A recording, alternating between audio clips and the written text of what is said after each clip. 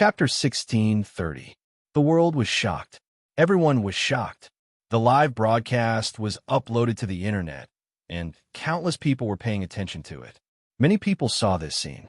Vishnu and Shiva were two great gods of India, supreme existences who ruled over countless mortals. They were unfathomable existences in myths. However, there are only two such existences. However, they were brutally beaten by Bufong, and they did not even have the power to resist. He punched them as if he was punching a child. The people of Hua were boiling. Even the internet was in an uproar. Senior Boo is so strong. He punched the stinking gods of India. Sure enough, the immortals of Hua are the best. Senior will always be your senior. Can the gods of India still be mischievous? The netizens on the internet were commenting wildly. Their ability to accept things had become much stronger. After all, everything had changed after the recovery of spiritual energy on Earth. The gods of various countries had descended, and it was no longer the Earth they were familiar with. People were always adapting to the environment, so they gradually got used to this kind of life. In the sky above the clouds, when the four-faced Buddha emerged from the clouds, he seemed to be presiding over the whole Indian country. Everyone was dumbfounded. It was a kind of supremacy, a kind of fear that made people want to bow down and worship. When the netizens saw the four-faced Buddha on the internet, some even knelt down in front of their computers, shivering. Their presumptuousness and laughter were completely shattered when this existence appeared. In their eyes, this Buddha seemed to be the supreme Lord Buddha. How could they continue to be presumptuous when the Lord Buddha had appeared? Buddha was a religion in Hua, and many people knelt down and prayed to him. At this moment, the immortal sects in the two blessed lands, Mount Kunlun and Punglai, also sensed the four-faced Buddha's aura. Although Earth had grown larger, it was still not big for the gods and Buddhas. Compared to the primitive universe, the ancestral planet was indeed very small. It's Brahma, atop a mortal king and a quasi-immortal emperor. That evil man is too presumptuous, but he has indeed strengthened the morale of the immortals of Hua. Let's let Brahma try that evil man's means. In the Punglai Immortal Island and the Kunlun Immortal Mountain, all kinds of immortals and gods were discussing. Bufong had two divine artifacts on him, so they would definitely not let Bufong off easily. At the same time, the Western countries and America were also paying close attention to this battle. When they saw the enormous four-faced Buddha that seemed to stretch across the heavens and the earth, they all sucked in a breath of cold air. It was truly horrifying. This was especially true for the Americans. They had thought that their weapons could deal with all the immortals and gods in the world. Now, they realized that they were no match for the real immortals and gods. Bufong calmly raised his head and looked at the huge four-faced Buddha in the sky. Buddhist light shone, and auspicious signs radiated in all directions. Bufong narrowed his eyes. The white-haired youth that the white tiger had transformed into had a bloody nose and swollen face. He looked extremely wretched as he was shackled by a large, ice-cold chain and hung in the sky. It hung in front of the four-faced Buddha. It was as if he was silently showing his power to Bufong. Bufong's attack really came to a stop. Shiva, who had turned into a woman, was flustered and frightened. She hurriedly ran back to Brahma's side, her heart pounding. Vishnu couldn't come back.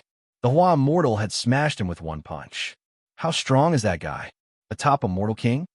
Shiva didn't dare to think that Bufong was too strong. Her heart was still pounding. An immortal emperor. She didn't even dare to think about it. She knew that there were immortal emperors among the Hua immortals, but she didn't want it to be this guy in front of her. Bufong looked at the arrogant white tiger. Even if he was beaten black and blue, he would continue to be arrogant and unrestrained. The corner of his mouth twitched. White Tiger was as arrogant as ever. Benefactor, you should forgive and forget, Brahma said. Brahma Tion's voice shook the void, causing it to tremble. His aura was frightening. As he spoke, rays of golden light appeared behind Brahma heaven, and one strange divine spirit after another appeared behind him. The peculiar music played, causing people's minds to be involuntarily drawn in. Let the child go. Bufong glanced at Brahma and said, Everyone was watching this scene attentively. At the border of the Himalayas, the Hua army was already in a combat-ready state. Brahma was the strongest Lord God of India, an existence known as the God of creation. They didn't dare to take him lightly. They knew that if Brahma really wanted to kill them, they wouldn't be able to stop him no matter how many people they had. In today's Earth, the real top gods had the absolute power. Brahma looked at Bufang with kind eyes. His posture was graceful. 4 heads, 4 faces, 4 arms. His whole body was golden and emitting Buddhist light. Buddha is merciful. I can exchange the stove for the child's life, Brahma said. His voice was always trembling like that. The deities behind him also changed their postures. Bufang looked at Brahma with a straight face. Exchange the stove? Bufang twitched the corner of his mouth. Then there's nothing to talk about. These stupid gods have no idea that White Tiger and the stove are one. Bufang shook his head. Step by step, he rose into the air and soared into the sky. I can't, and you don't have the right to. Since you won't let him go, I'll just take him by force, Bufang said. His voice was sonorous and forceful, powerful and resonant. It was like the sound of weapons clashing, causing one's heart to tremble. Domineering and arrogant. This was the impression the world had of Bufang. All the people in Hua fell silent, dumbfounded. Suddenly, the benevolent Brahma immediately changed. With a twist of his body, his originally benevolent face transformed into a sinister one. The golden light that enveloped him also faded away. Your body is full of sin. Sinners deserve to die 10,000 times. I sentence you to death. A string of Buddhist beads appeared in Brahma's hand, spinning. Chirp, chirp, chirp. A series of loud and clear bird cries resounded. In the next moment, the ground beneath Lord Brahma's enormous body cracked open. Countless Indian soldiers died tragically amidst the rubble. Amidst the rubble, a green peacock spread its wings and rose into the air. The peacock opened its beak and swung it, swallowing one figure after another, screaming. Everyone sucked in a cold breath. It was as if the world was about to be destroyed, and everyone was horrified. Brahma sat on the peacock's back, waving his 4 arms. Shiva landed on Brahma's shoulder. He still had a lingering fear in his heart, but at the same time, he laughed wildly. Kill him, Brahma. Kill him now. He has a divine artifact with 2 spiritual energy sealing points on him. He is blessed with great luck. Kill him and plunder his great luck. Shiva roared with laughter. Swoosh! The peacock spread its wings and soared into the sky, carrying Brahma's enormous body on its back. In front of the man and the peacock, Bufang was as small as a speck of dust. It was suffocating. Buzz! The peacock raised its tail and suddenly spread it wide. Immediately, its tail turned into the shape of a fan and shook violently. Colorful light shone from it, dazzling everyone's eyes. The whole world seemed to have turned into a sheet of colorful light. The peacock's strength was extraordinary. Together with Brahma, it had the power to destroy the world. Shiva laughed wildly in excitement. The combination of Brahma and the peacock was almost as strong as an immortal emperor. This Hua immortal is going to die. Behind Lord Brahma, the small gods also made strange postures. At Brahma's command, they whistled and charged toward Bufang. There were hundreds of gods in the sky. Brahma, on the other hand, was reciting the Vedas. As he did so, the words in the scripture turned substantial and flew out as if to suppress Bufang. At this moment, everyone thought that Bufang was going to be crushed. Almost all the gods of India had come out of their nest. Even you, who was eating the wings of the golden-winged rock, paused for a moment. Chief Luo's palms were sweating. Xiao Ai's hand that was holding onto the camera was trembling. At this moment, it was as if all the gods and Buddhas were coming at them. Can Senior stop them? None of them was sure.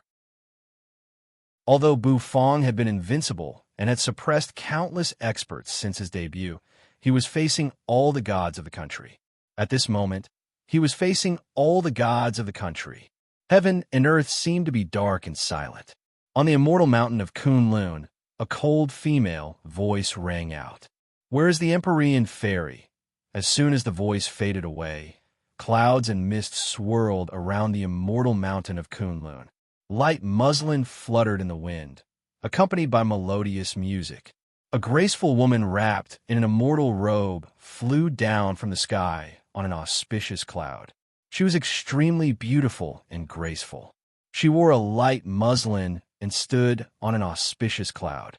There seemed to be the shadow of a mystic bird behind her, spreading its wings and flying high. The Empyrean fairy did not seem to be enthusiastic or respectful toward the cold female voice. Although the Queen Mother of the West was the leader of the female immortals, the Empyrean fairy's status was not low either. Lead the nine heavens Kuin bird perched on the divine tree to capture the evil man and avenge the immortals of Kunlun, the Queen Mother of the West said. The Empyrean fairy raised her eyes slightly and nodded quietly. The next moment, she stepped on an auspicious cloud and slowly flew up. A loud and clear cry resounded. It tore everything apart like lightning. A giant bird emerged. It spread its wings and appeared beside the Empyrean fairy before it could blink. It was the nine heavens Kuin bird. With its wings folded, it landed on the Empyrean fairy's shoulder like a goshawk. The Empyrean fairy smiled gently and teased the bird for a while. Then, she turned her head and looked into the distance. Let's go. The Empyrean fairy nodded at the Queen Mother of the West. Then, the Kuin bird spread its wings and disappeared with the Empyrean fairy. The Kuin bird had the fastest speed in the world, and no one could match it. In a flash, it sped away into the distance. On the immortal island of Penglai, a Taoist with a seven-colored light disc sat cross-legged on the island. Then, he raised his hand and counted with his fingers. He said indifferently, "Where is Erlang Jinjuan?" His voice rang out. A dog bark rang out in the void. A man slowly emerged, holding a handsome black dog. He wore a golden crown on his head, and his face was fair and clean. An eye opened on his forehead, and his eyes were sharp and threatening. "Go, catch that evil man and bring his head to me," the supreme Taoist said. The man with the black dog smiled gently and nodded. His feet shook, and he stepped on an auspicious cloud, flying away in a flash. The immortals and gods on the island looked a little excited. True Lord Erlang, who was a quasi-immortal emperor, would definitely capture him. At the border of the Himalayas, everyone held their breaths as they looked at the scene in the distance. Countless gods and gods were charging over with weapons in their hands. Brahma was reciting the Vedas, and the scriptures were pressing down on heaven and earth. It was as if Bu Fong had fallen into a desperate situation at that moment. The surroundings had turned into a sea of killing intent. The proud white tiger raised his head. At this moment, he couldn't help but watch the battle. He sensed a familiar aura from Bu Fong. The peacock spread its tail, the gods and Buddhas attacked, and the scriptures pressed down. Bu Fong was unmoved, standing in the sky. Brahma condemned him and read out his sins. However, Bu Fong just twitched the corner of his mouth and exhaled. "Since there's nothing to talk about, I'll smash these gods and Buddhas." Bu Fong's voice rang out. His energy seemed to soar into the galaxy, and his voice resounded through the entire world. Everyone was stunned. Behind Bu Fong, the loud cry of a bird rang out. A vermilion bird that looked like it had been reborn in the fire spread its wings and soared. The vermilion bird looked real as it spread its wings and soared, its feathers fluttering. And Bu Fong was standing on the vermilion bird's head. Yin and yang energy flowed on his Tao Tai arm. He punched toward the gods and Buddhas and the golden scriptures in the sky. With his tiny and insignificant body, he fearlessly attacked the blue dome of heaven. He punched the gods and Buddhas. Chapter 16:31. At this moment, the earth quaked and the mountains swayed. Xiao Ai's hand, which was holding the camera, was shaking violently, causing the image to tremble. The scene, which looked like super special effects, made everyone's breath stop and their hearts surge. Brahma was leading all the Indian gods and Buddhas to kill Bu Fong. He planned to crush Bu Fong with absolute strength.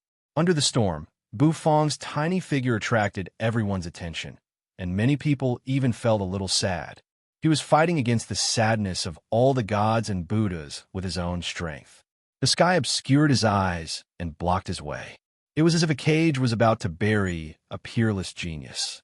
Was Bufong a peerless genius? It must be. In the eyes of the Hua people, what Bufong had done had shocked them all. Chief Luo, Xiao Ai, and the others knew very well how terrifying and shocking Bufong's actions were. He was a heaven-defying existence. But now, such a heaven-defying existence was about to be suppressed by the heavens. Brahma, the supreme god of India, was leading all the gods and Buddhas to kill Bufong. This was a desperate situation. What should we do? Chief Luo looked at the man next to him, whose eyes were full of despair. The latter also shook his head helplessly. What happened today had long since gone beyond the scope of the conflict between countries. It was a war between gods. They were superhumans, but they were only mortals. They could not and did not have the qualifications to get involved. The eyes of one god after another burst out with dazzling light as he charged toward Bufong. In the blink of an eye, a terrible pressure enveloped Bufong. 3 layers inside, 3 layers outside, one after another, the gods fearlessly pressed down on them. They completely enveloped Bufong. The Vedas were recited, and each scripture exuded a strange power that suppressed the void and suppressed Bufong. Golden light poured down like a waterfall, causing the ground to crack, creating a huge gap. The people down below were fleeing frantically. When gods fought, mortals suffered. At this moment, it was completely interpreted. Holding the prayer beads in his hand, Brahma heaven chanted. A look of hatred appeared on his face. It was malevolent and cruel, as if he was a supreme god that judged life and death. This person is guilty. He has committed 36 crimes and is sentenced to death. Kill him. Boom. Suddenly, there was a roar. Before Brahma could finish his words, he felt a formless ripple spreading out. Those gods who had surrounded Bufong were instantly smashed away by a supreme force. His body began to shatter in the void. Brahma's pupils constricted, and the peacock he was riding let out a cry. He seemed to be a little angry. Boom, boom, boom. The bodies of the flying deities were annihilated. It was crushed by a great power. Bufong stepped into the air, his vermilion robe fluttering in the wind. His gaze was bright and exquisite as he looked into the distance. He stomped his foot. Many deities exploded. The gods and Buddhas in the sky were smashed by Bufong with one move. He was like a brave warrior, smashing everything in his way with one punch. Swish, Bufong landed next to White Tiger. He reached out and grabbed the chain. The chain was cold. As Bufong grabbed it, a bone-piercing chill spread from the chain, filling his whole body. It was like a chain from the 9 serenities. Tell me, how do I conquer you? Bufong asked directly, not beating around the bush. The proud White Tiger raised his head, looking at Bufong. Bufong asked. He didn't answer. He still raised his head proudly. The corner of Bufong's mouth twitched. That's enough. He gently flicked White Tiger's forehead. Boom! With a loud boom, a bump appeared on White Tiger's head. Still proud? Bufong said lightly. The corner of White Tiger's mouth twitched. He snorted and turned his head, looking at Brahma behind him and the giant peacock. Then, he recalled his bruised face. Then, he raised his chin and nodded at the peacock. I want to eat peacock meat. This guy beat me up when I was weak and trampled on my pride. You beat that guy up and give me peacock meat. Then I'll submit to you, White Tiger said. Then, he raised his chin and snorted proudly. His words stunned everyone present. What the F***, CK? Is this kid so arrogant? What a child with character. Yes, those who bully me should be beaten up. If we can't beat them, we should find a helper. That's right. We're that proud. The netizens were in an uproar. White Tiger's words made them unable to help but laugh. From White Tiger's words, they didn't hear any fear of gods, which made the fear in their hearts disperse. Since the kid wasn't afraid, why should they be afraid when they were separated by a screen?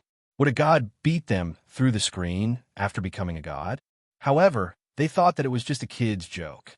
Although it was amazing and exciting that Bufang could shatter all the gods and Buddhas with one punch, those were just cannon fodder sent by Brahma, and they couldn't prove anything.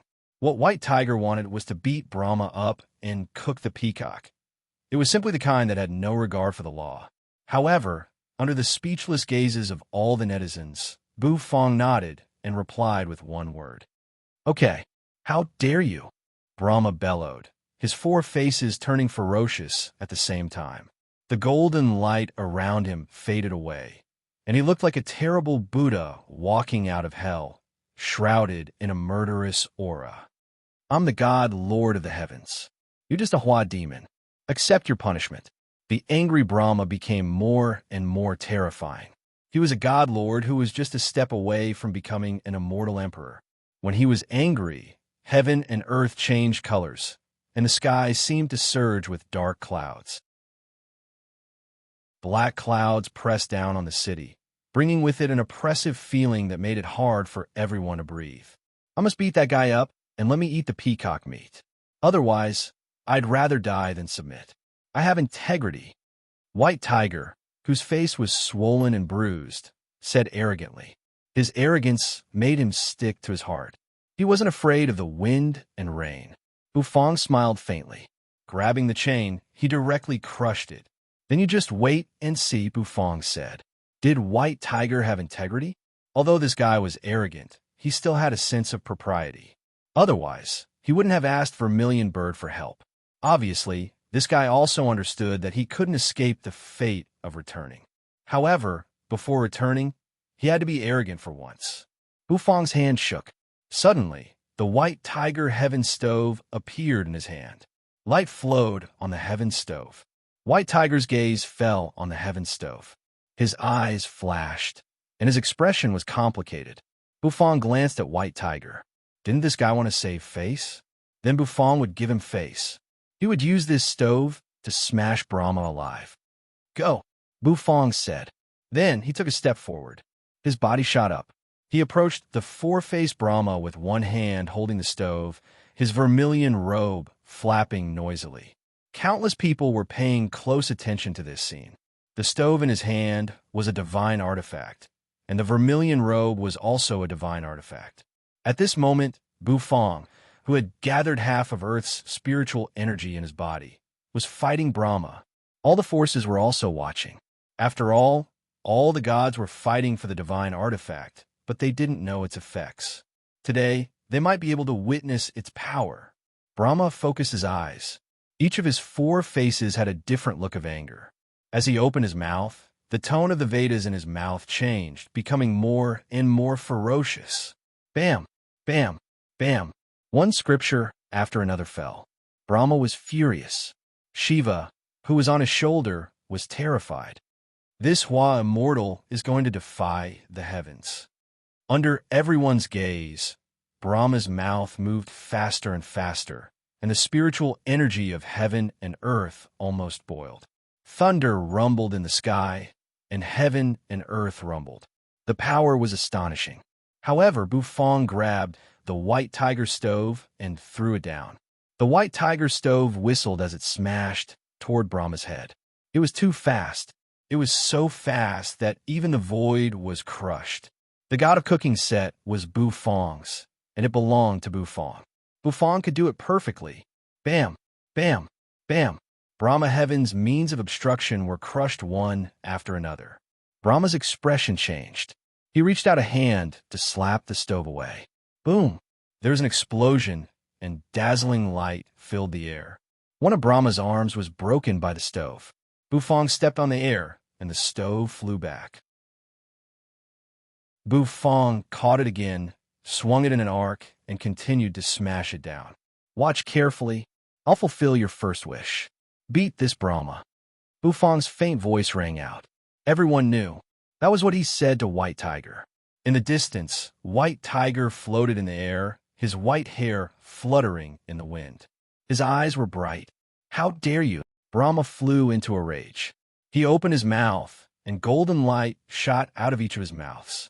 The golden light was so sharp that it seemed to cut through heaven and earth, heading straight for Bufang. Bufang, on the other hand, had a stove and a golden light. He smashed the golden light with a few blows. Then he smashed one of Brahma's heads. He swung in an arc and smashed it hard. Under the gaze of tens of thousands of people, everyone covered their mouths in disbelief and sucked in a cold breath. What the F asterisk CK? Too strong, too domineering. Slash. Brahma's head was very huge. However, after Bufang grabbed the stove and smashed it, Brahma's face cracked. Dense cracks covered the surface of the sword. Chirp, chirp. The peacock chirped. Brahma's body seemed to turn over and fall from the peacock's body. The peacock's feathers stood up, turning into a rain of peacock feathers, sweeping toward Bufang. Each peacock feather was like the sharpest weapon in the world, ready to cut through everything. Swish, swish, a feather shot past. Bufang tilted his head, and a hare's horn was cut off. Bufang hadn't started to deal with the peacock, but the peacock couldn't wait any longer. A soft shout rang out. Bufang landed. He floated in front of the peacock, facing it. A bird chirp rang out. Behind Bufang, the shadow of the vermilion bird appeared. The peacock chirped, and so did the vermilion bird. The two birds faced each other in the void, competing with each other's aura. However, the vermilion bird won. The peacock spat out a mouthful of blood and fell to the ground. It lost in the competition of aura, which meant that it would collapse at the first touch. In the eyes of the crowd, it became Bufang and the peacock staring at each other. The peacock was scared. Puff. As expected of Senior Boo. Even the peacock is afraid of him. That's right. Senior Boo is an ingredient killer. Strictly speaking, the peacock is also an ingredient. It would be strange if an ingredient could when a chef stare. It feels like all the gods and Buddhas have become ingredient suppliers. The netizens laughed. Looking at Bufang, who was showing off his invincible might, they felt refreshed. It was as refreshing as taking a sip of iced Coke on a hot day. Bam! Brahma rose to his feet, spat out a sword from his mouth, and went straight toward Bufang. However, Bufang grabbed the white tiger heaven stove, pressed the peacock's head with one hand, and met the sword with the other. The next moment, the sword was smashed into pieces by the stove. Bufang's divine sense surged. The shattered sword dregs spun and slashed down. The peacock's scarlet eyes turned, and it hissed. Swish! Swish! The sky was filled with peacock feathers. Without hesitation, Bufang pulled out the peacock's feathers. The peacock struggled, but it was useless. The peacock was a little frightened. Bufang's action made his heart tremble. He seemed to have foreseen his miserable end. Am I going to be cooked by this guy in front of all the gods and Buddhas in this world? He was a peacock, the mount of the great god Brahma. How dare this man eat me? Slash. The feathers on its tail were forcibly pulled away by Bufang. The peacock screamed, trembling. Brahma flew into a rage. His sword was smashed by the stove. Not only that, but the spinning pieces of the sword also cut the peacock's body, causing its blood to flow and helping Bufang bleed. Blood sprayed across the sky. Brahma felt as if his face had been slapped hard. This man? How dare he cook a peacock in front of me? Chapter 1632. Feathers fluttered in the air, accompanied by miserable shrieks. The scene was so beautiful that no one could bear to look at it. The corners of many people's mouths twitched. What the hell was going on? That was the mount of a god with supreme divine power. Not to mention eating it, it was a great disrespect to even secretly make up stories about it. However, the scene in front of people around the world was so funny and appalling. The peacock's feathers were stripped off, one by Bufang.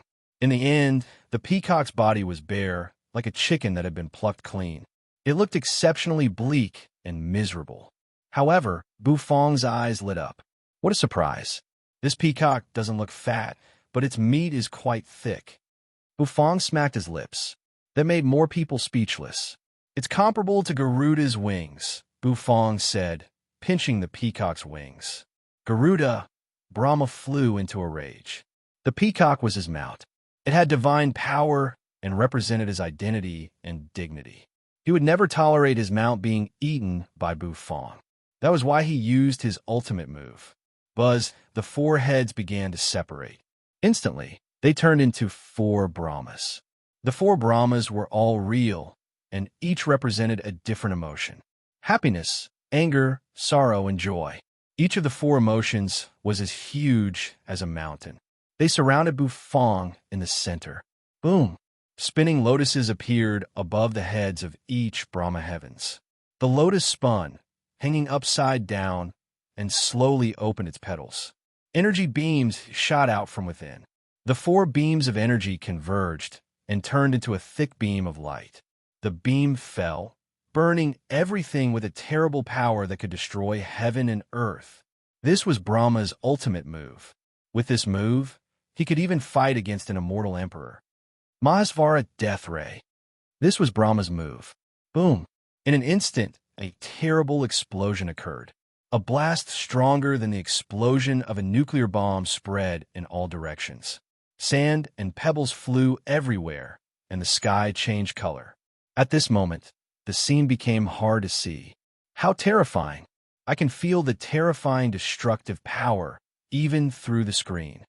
I think I can feel the ground shaking. Holy **T. Was Senior Boo killed by the explosion? Everyone was completely dumbfounded. The godly spirit's methods caused people to feel more and more reverence. Their attacks were even more powerful than nuclear bombs. How terrifying was that? Voila! People fell to the ground. Someone flipped over and stood up from the sand and stones that rustled down from the sky. They panted heavily, and their faces were filled with shock. Everyone in the Hua army was on high alert. Chief Luo's face darkened. I can't believe the gods of India are so strong. The status of a god is even higher than a nuclear bomb. This was not a good thing for the world. He wondered if there were any deities of this level in China. Chief Luo was not sure either. After all, he had only seen Bufang's strength. Xiao Ai wiped the lens and aimed it into the distance. Dust billowed. Finally, the image became clear. The four Brahma gods were like four glaring Vajras, coldly glaring at Bufang, tearing the void apart.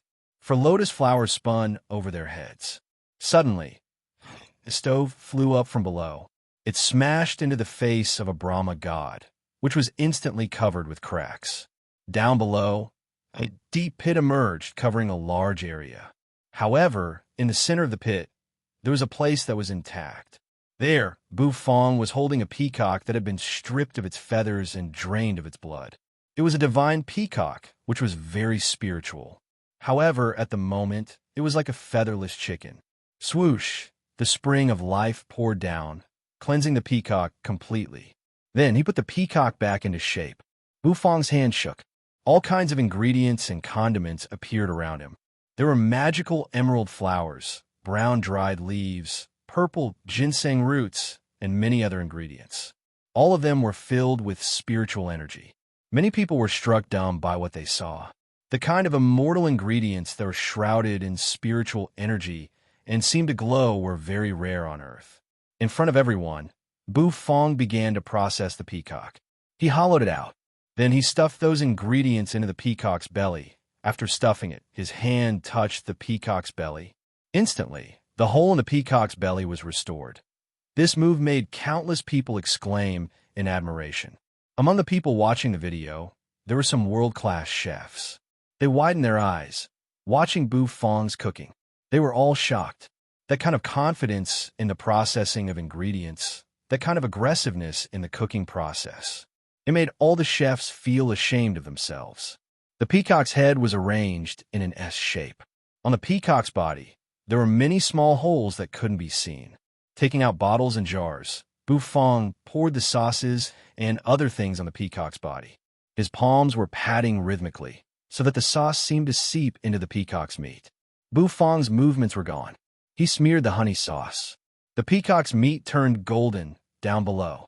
You grabbed the half-eaten wing of the rock and looked at the peacock in Bufang's hand. Her eyes seemed to be hesitating. Should she eat the peacock or the rock's wing? Well, the peacock seemed more tempting. You thought to herself. She couldn't help but look forward to the peacock meat. One of Brahma's clones was blown up. He continued. However, The stove flew up again and smashed his body. His body, which even an ordinary immortal king couldn't destroy, was smashed by Bufong's stove. After 4 times in a row, Brahma's 4 bodies were all covered with cracks. He didn't look proud as a lord at all. By now, no matter how arrogant Brahma was, he understood that the Hua immortal in front of him was far stronger than him. Looking at the peacock with the honey sauce, Brahma was furious. However, under everyone's incredulous gazes, once again, Brahma unleashed his supreme power. However, it was just a feint. In fact, Brahma did it so that he could escape. Even Bufong was fooled by this trick. Looking at Brahma, who had fled, the corner of Bufong's mouth twitched. Between the peacock meat and Brahma meat, which was about to be cooked, he chose the peacock meat without hesitation. Compared to a god who was scared out of his wits and food, of course food was more important. Brahma had fled. The faith of all the Indians had collapsed. The Hua people cheered. This meant that the Hua immortal had won. It meant that Hua's status on Earth would be greatly improved. The white tiger heaven stove flew back. A silver divine flame danced in Bufong's hand. It fell into the stove, making it shine even brighter. The peacock coated with honey was placed in the center of the stove by Bufong, letting the flame burn it. The peacock meat was sublimated in the flame. Everyone looked at each other.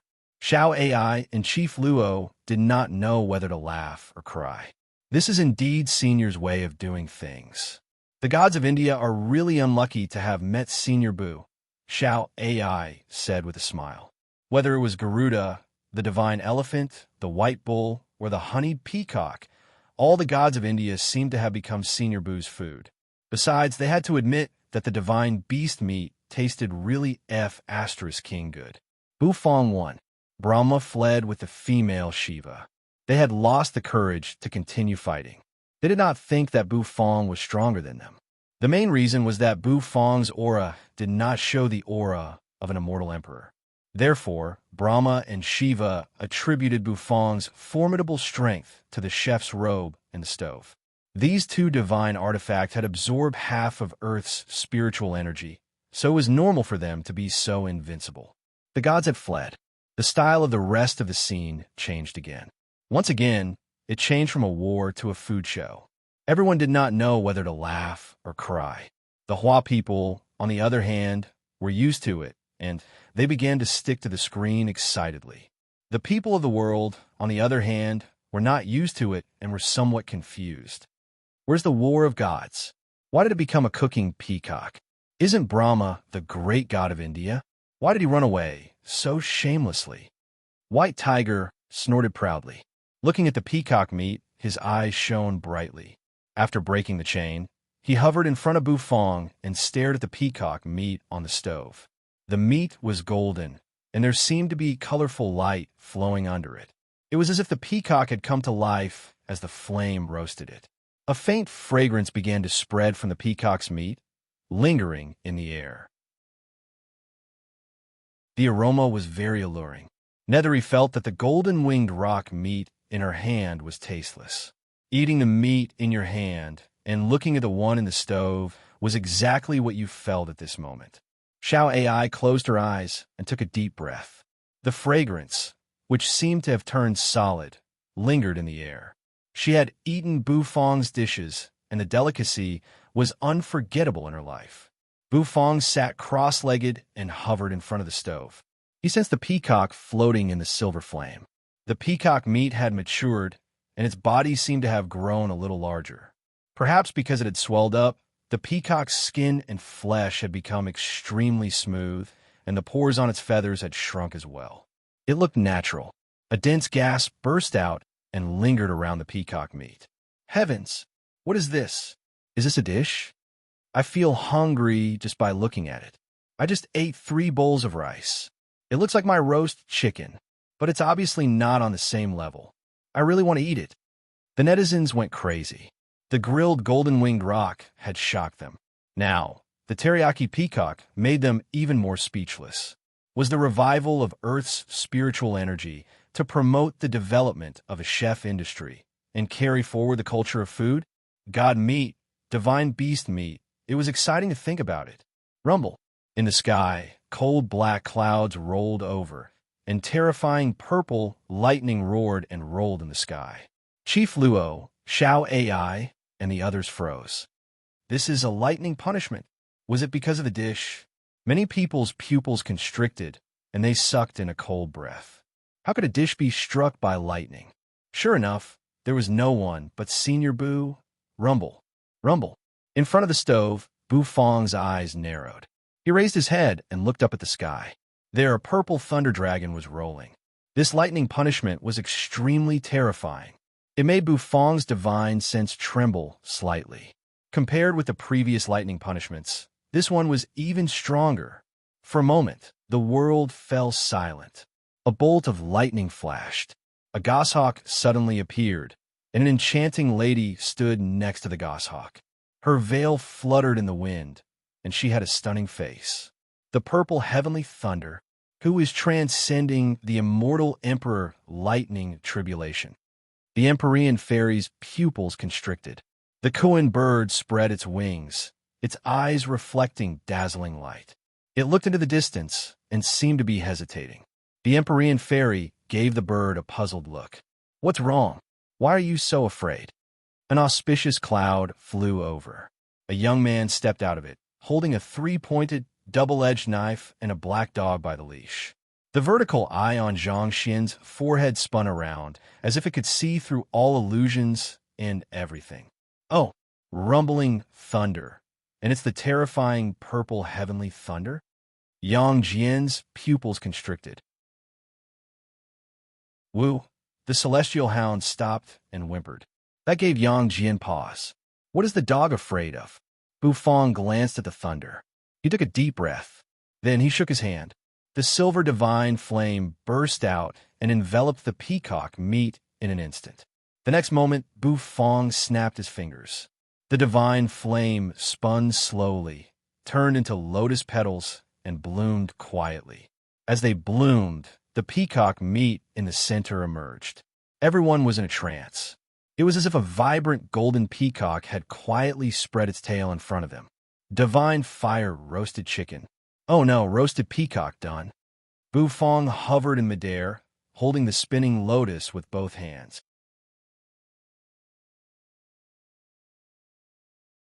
Chapter 16:33. The divine flame roasted the peacock. Everybody was dumbstruck. After a while, they burst into an uproar.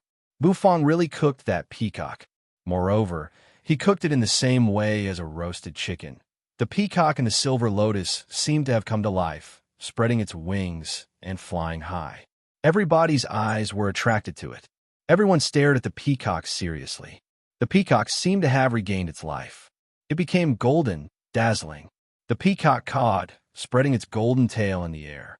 The golden light was dazzling, too beautiful to behold. So beautiful. Is it really a dish? I can feel the peacock's breath. Everyone was muttering and crying out in surprise. White Tiger's eyes sparkled. His white hair fluttered in the wind, looking firm and sturdy. You and the others were already intoxicated by the aroma. Was the dish finished? Yes, Bu Fong said it was finished. His eyes scanned the audience. Bu Fong raised his hand, his 5 fingers closed. Invisible energy seemed to gush out of his fingertips. Then he cut the peacock's abdomen open. Swish, glass-like sauce flowed out of it, and transparent pearls rolled down from it. Those weren't ordinary pearls. They were the combination of the peacock's spirit energy and the ingredients Bu Fong had stuffed in.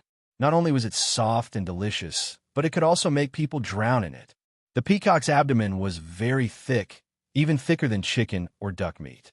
As Bu Fong cut open its abdomen, the plump meat was revealed. The meat seemed to emit a thick aroma and steam. One could even feel the meat trembling. Just looking at it was enough to whet one's appetite. Bu Fong glanced at White Tiger, then the corners of his mouth twitched. A moment later, he reached out and pulled off the roasted peacock's fat leg. Slurp, as he pulled off the peacock's leg, the soft and elastic peacock skin was stretched and torn. The sparkling sauce splashed, and the aroma filled the air. The silky meat was stretched as if it was stacked on top of each other. An uproar immediately broke out. It was a beautiful scene that completely attracted everyone's attention. The torn legs of the peacock were separated from the body of the peacock. A rich fragrance filled the air, making people unable to suppress their greed. It was as if the delicious peacock leg was teasing his nose. Bufong handed the peacock leg to White Tiger. White Tiger grabbed the leg without hesitation and greedily sucked in a breath. "Beat me up. Now you have become my Xiao Tian's meal," White Tiger said hatefully. Then he raised his chin and stuffed the peacock leg into his mouth. Asterisk smack. Asterisk oil splashed everywhere. The peacock meat and the shredded meat joined together and were stuffed into the White Tiger's mouth. Oh! The White Tiger's eyes widened. Its originally firm and unyielding hair softened at this moment and drooped on its head. It was too delicious. The White Tiger narrowed its eyes and chewed, feeling the peacock meat constantly changing in its mouth, producing an intoxicating feeling. He felt as if he was soaring in the blue sky.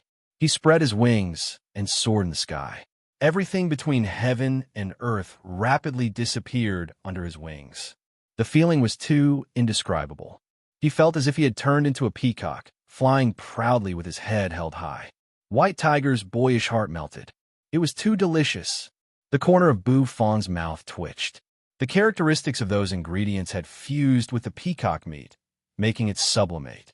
The peacock meat, which was hard to chew, had become extremely soft and tender, like a newborn chicken. Bufong also tore off a peacock leg. After working hard for half a day and fighting all the Indian gods and Buddhas, Bufong was a little hungry. He wanted to reward himself. However, just as he was about to stuff the peacock leg into his mouth, his eyes were fixed on the peacock leg in his hand. You had appeared out of nowhere and was hovering beside him, staring at Bufong. Her eyes were sad and hesitant. Bufong paused. He glanced at you, then at the peacock leg in his hand. Then he grinned. Chomp! He bit into the peacock leg. He took a bite of the peacock leg, and the oil splashed out as the tender meat slipped into his mouth. A fragrant taste gushed out of his mouth, and his spirit essence overflowed. When you saw Bufong's bite, her red lips parted slightly, and her heart ached. Between delicacies and you, Bufong chose delicacies without hesitation. You was so angry that her eyes became more and more sad. You haven't finished the rock wing yet. Bufong looked at you and said.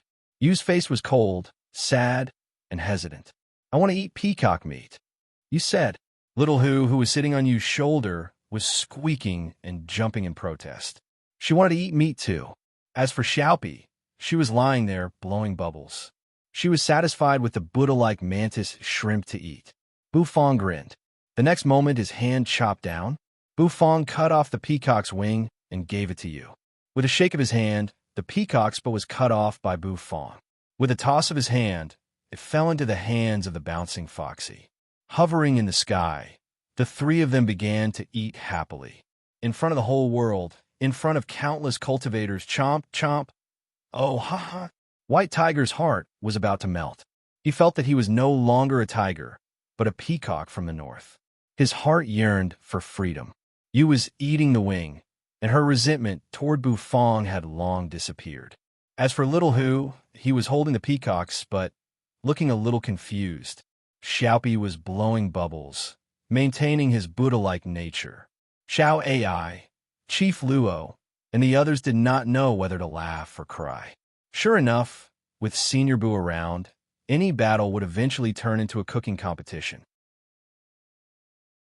Senior Bu's strength was unfathomable, but so was his cooking skill. Those were all divine beasts, and each of them was rare. However, they were all cooked by Senior Bu. Senior Bu was truly the spiritual pillar of the foodie world. He was the rising star of the foodie world in the East. The aroma filled the air. It was somewhat intoxicating. All of a sudden, a cry that sounded like that of a goshawk rang out. It lingered between heaven and earth. The voice was full of energy, filled with unparalleled freedom and carefreeness. Bufong paused. Yu and Little Hu paused as well. Chief Luo, Xiao Ai, and the others were shocked. They looked up.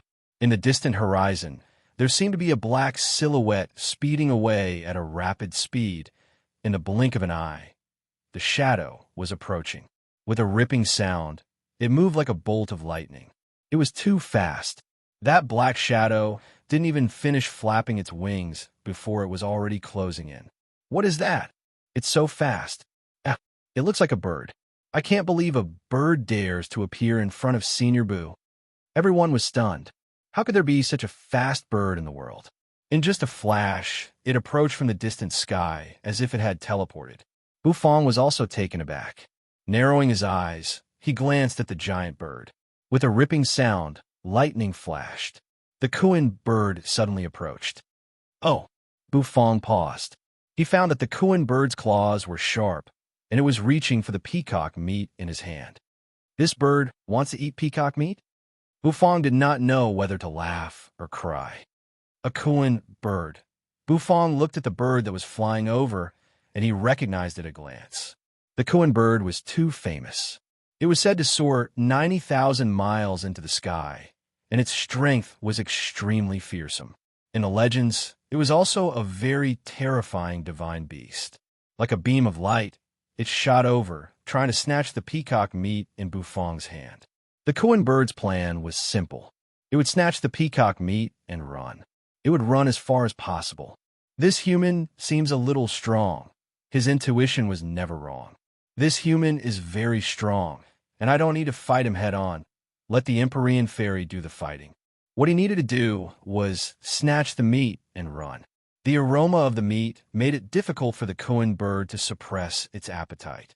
This peacock meat tastes like dragon meat. Slurp, the Kuan bird was too fast. He flew past, holding a peacock's head in his mouth. The head was still connected to the neck and half of its body. He lifted his mouth. The peacock meat was thrown high into the air and swallowed by the Kuan bird. Sure enough, no one could keep up with his speed. As long as he didn't fight the human head-on, he would be safe. Does it taste good? Suddenly, an indifferent voice resounded. The Kuan bird froze. He turned his head and saw a human lying on his back. The human was kneeling on one knee on his back, one hand grabbing the hair on his neck. His face was expressionless. His red and white robe fluttered in the wind. The Kuan bird shivered in fear. When did this human get on his back? How could this human keep up with his speed? At this moment, the Kuan bird was a little flustered. It was like a kid who had been caught stealing candy. He changed his direction. Soaring up, he spread his wings and flew up. From the bottom, he flew into the boundless sky with rolling purple lightning bolts. With a whooshing sound, he shot into the black clouds, escaping into the lightning tribulation.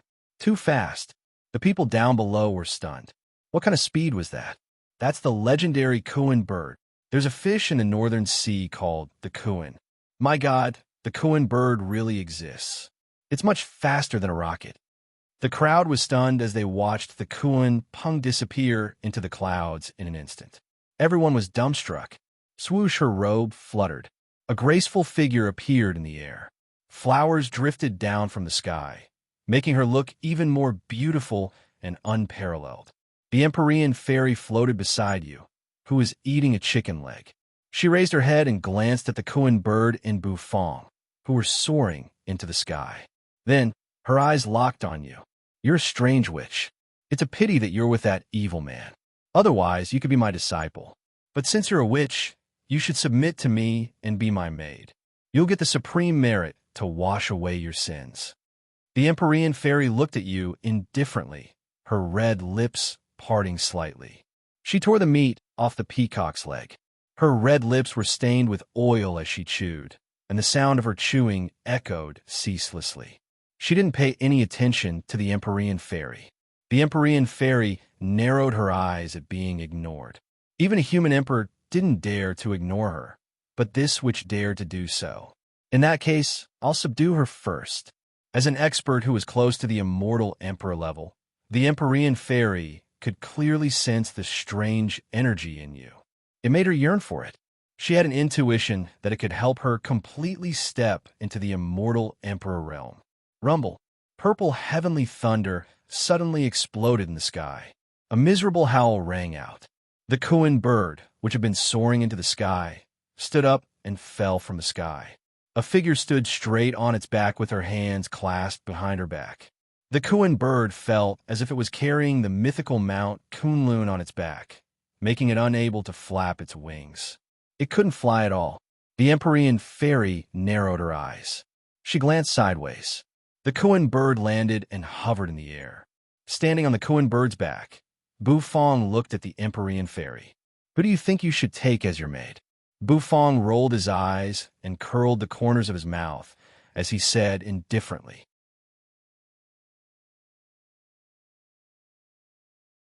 Chapter 1634. Bufong's voice echoed faintly between heaven and earth. As soon as his voice rang out, a thunderbolt exploded in the sky. Finally, the purple lightning could no longer hold back, and it came crashing down. A purple heavenly dragon tumbled down, causing the air to evaporate in an instant, as if it was about to explode. The power of this thunderbolt was so strong that it made everyone feel as if the end of the world had come. The Empyrean fairy's pupils shrank. This thunderbolt made her a little afraid. However, she didn't mind it too much. After all, this thunder punishment wasn't aimed at her. The thunderbolt approached Bufong. The Empyrean fairy looked at Bufong indifferently. "You can't even protect yourself, and yet you still dare to be so arrogant." She was determined to keep this which is her maidservant. Swoosh! The tip of her foot drew a circle in the air. Then, the Empyrean fairy shot away and retreated to the distance. Bufong looked at the retreating Empyrean fairy and did not chase after her. Standing on the Kuan bird's back, he raised his head and looked at the purple dragon that seemed to bring the end of the world. This was the dish's thunder punishment. However, Bufong furrowed his brows. This thunder punishment was strange. It was too strong. Compared to the divine flame that burned the peacock, the power of this thunder punishment was a little too strong. Could it be that the existence on Earth was warning him again? Every time he cooked something delicious, a warning would appear. And this time, it directly used a thunderbolt to warn him. Was this the final warning? Bufong furrowed his brows. The system had told him that there was a crisis on Earth for him. The awakening of gods and immortals from other universes might not be the main crisis for him.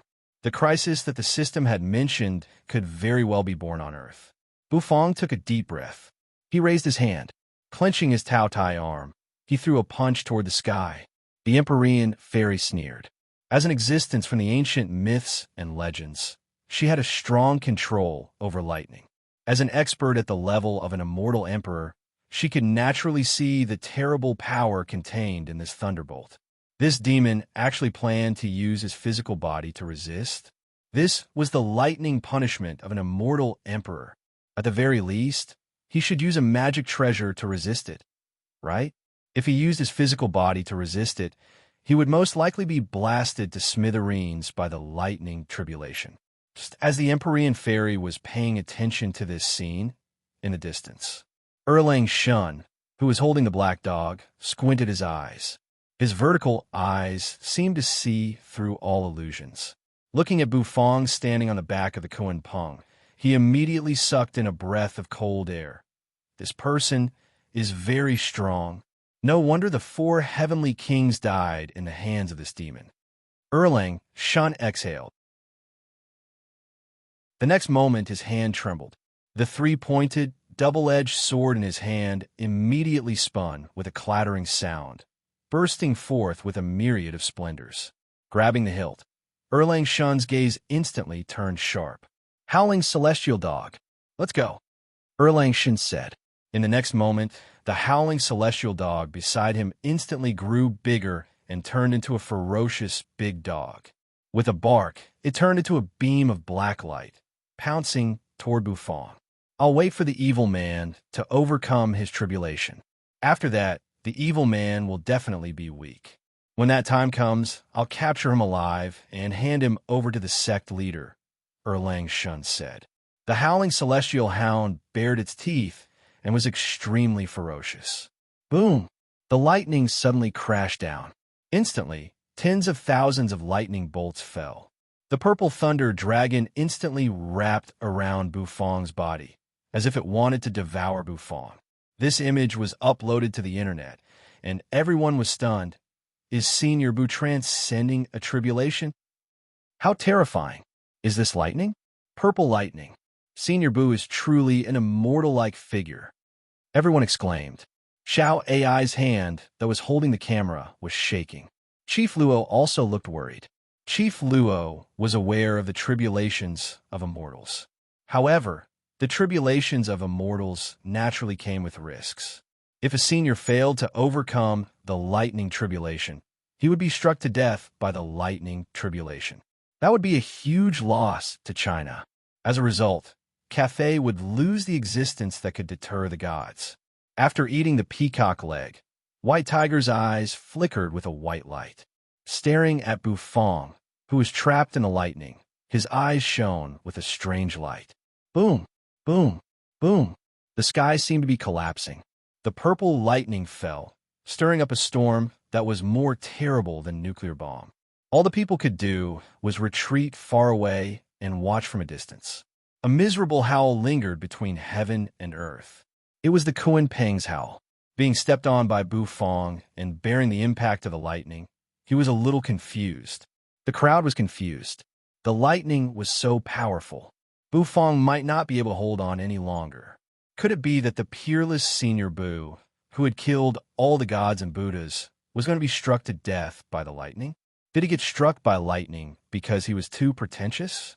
The Empyrean fairy sneered as she watched. This is the purple heavenly thunder. If he transcends this tribulation, he will be seriously injured even if he doesn't die.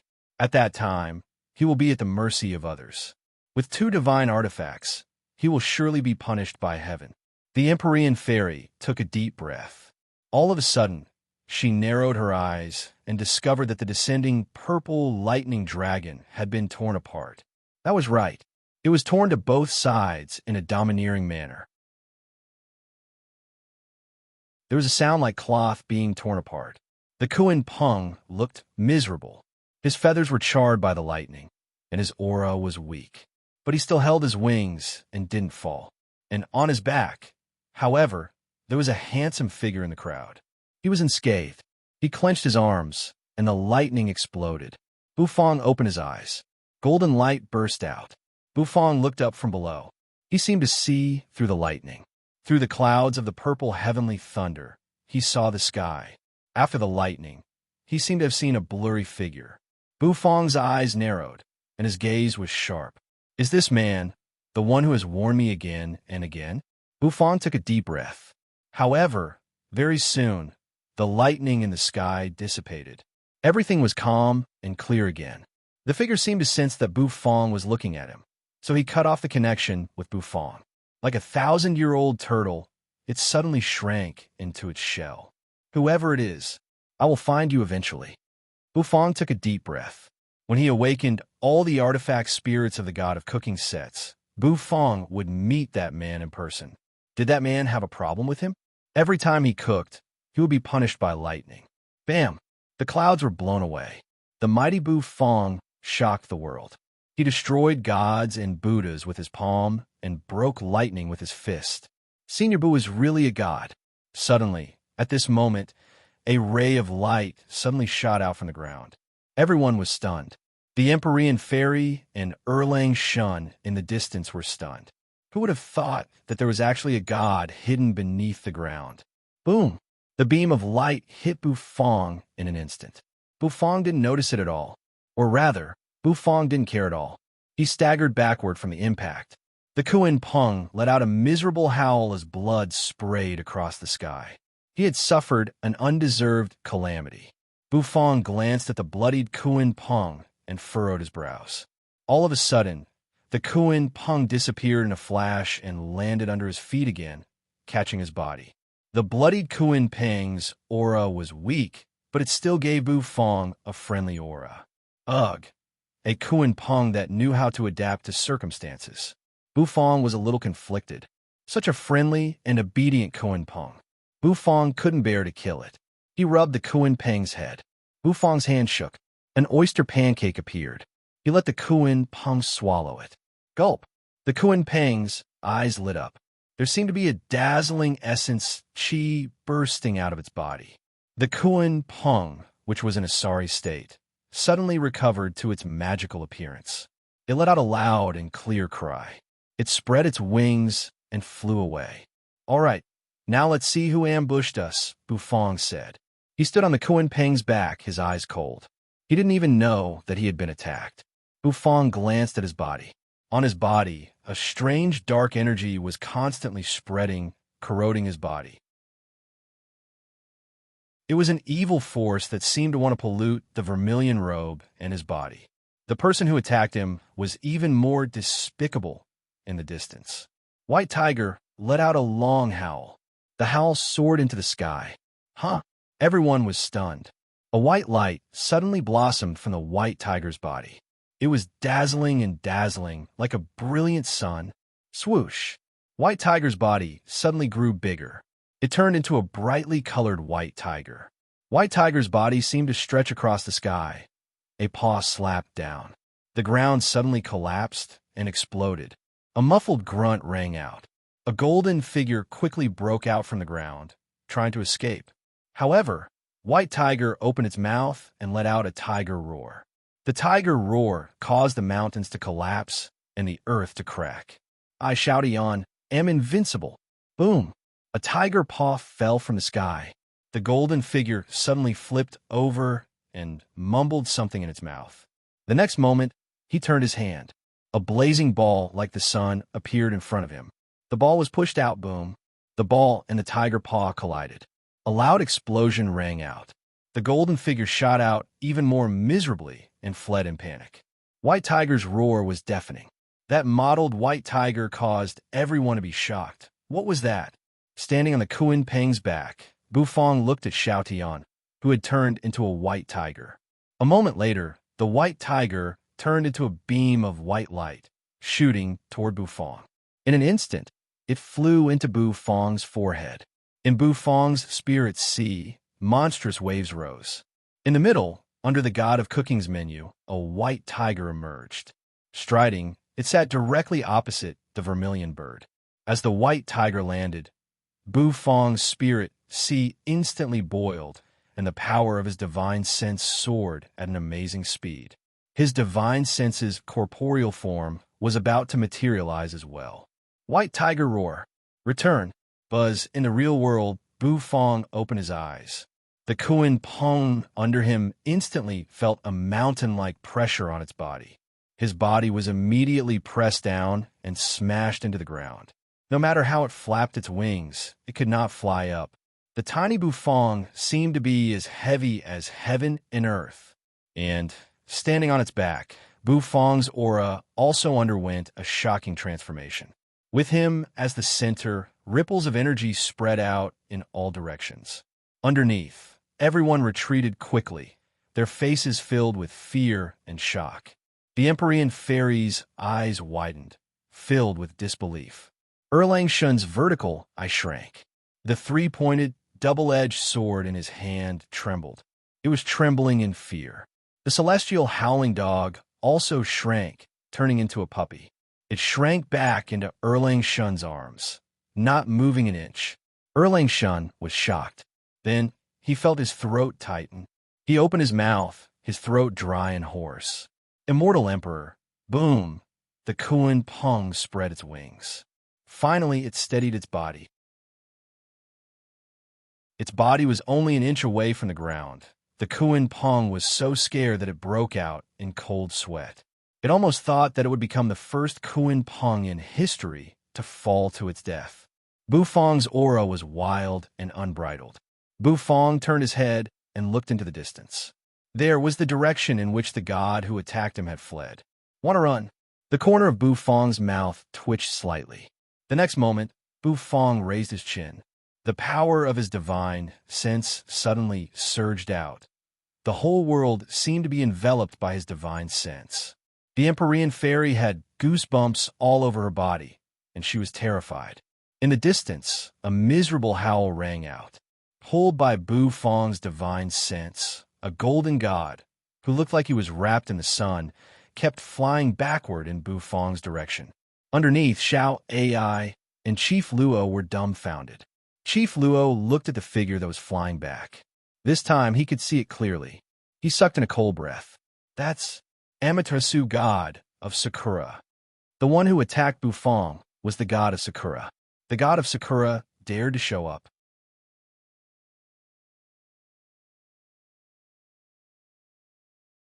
Chapter 1635. Amaterasu? That was the top god of Sakura. No one had expected that the one who attacked Bufang was such a god. This guy was really shameless. Many people who saw the scene cursed under their breath.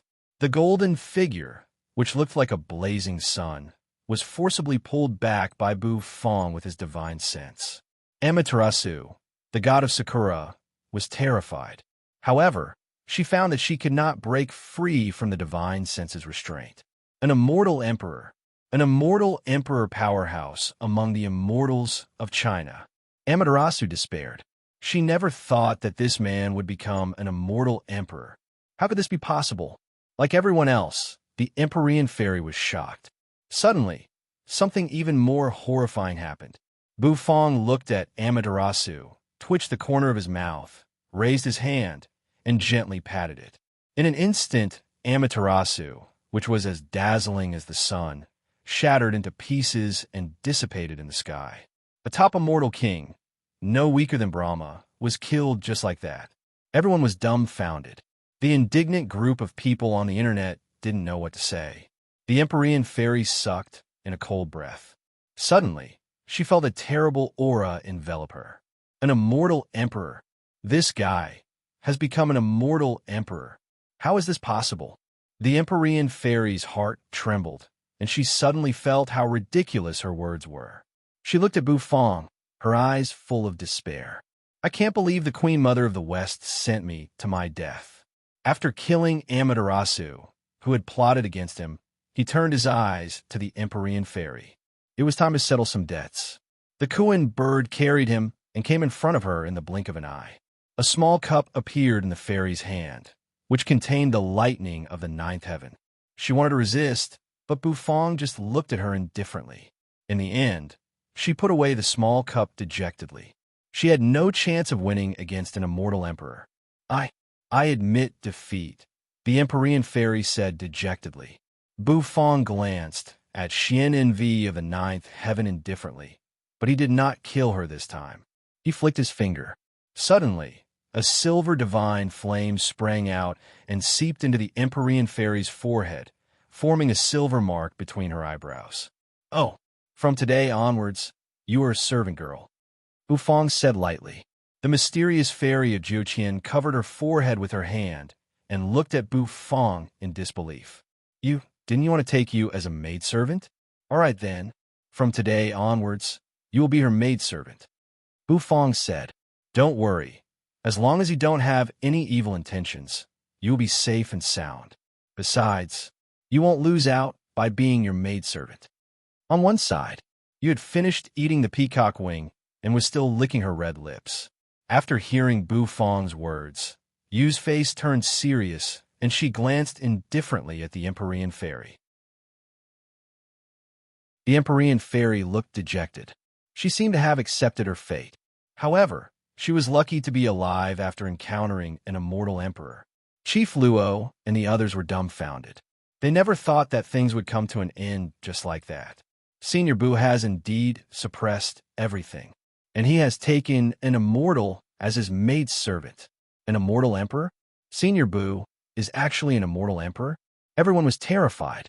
After Bufang subdued the Empyrean fairy, the Kuan bird turned into a sparrow-like bird and landed on Bufang's shoulder.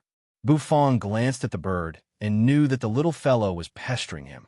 However, Bufang did not mind. Instead, little Hu, who had eaten the peacocks but looked at the Kuan bird curiously. The Kuan bird was very proud. He was a divine beast that lived on the world tree of Kunlun. Apart from being captured by Bufang's delicious food, he would not give a damn about any other spirit beast, not even a female fox.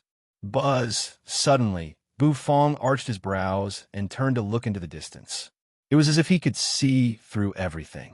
There, Erlang Shun flew out awkwardly. He put away the knife, held the celestial dog in his arms, and looked at Bufang. However, he was not too frightened.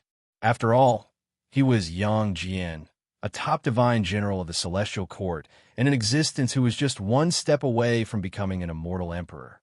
Even if he were to face a real immortal emperor, he would be able to keep himself alive. Your Excellency's immortal might is truly matchless, Erlang Shun said with a smile. Your dog is not bad.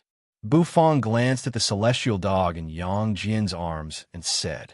Yang Jian's expression froze. Thinking about this fiend that ate everything in front of him, he instantly felt afraid for his celestial dog. Your Excellency must be joking. This one's just passing by. Yang Jian said. Your dog is really not bad. Bufang looked at the celestial dog and said to Yang Jian. The celestial dog in Yang Jian's arms instantly trembled. Ha! This one will not disturb the sovereign anymore. Goodbye. Yang Jian's expression darkened and the corner of his mouth twitched. Your dog is really good, Bufang said, the corners of his mouth curling upward. Yang Jian, can't you King say something else? Your Excellency, don't go too far. Yang Jian was furious. You can't bully a dog like this. Seeing that Yang Jian was furious, Bufang raised his hand. The celestial dog in Yang Jian's arms instantly scratched with its paws and fell into Bufang's arms in despair. Yang Jian's heart was filled with anger. He was about to lose his temper. However, seeing Bufang's action, he was stunned. In front of him, Bufang was holding the celestial dog and gently stroking its head. The celestial dog was no longer as fearful as before. Instead, it squinted its eyes as if it was enjoying it.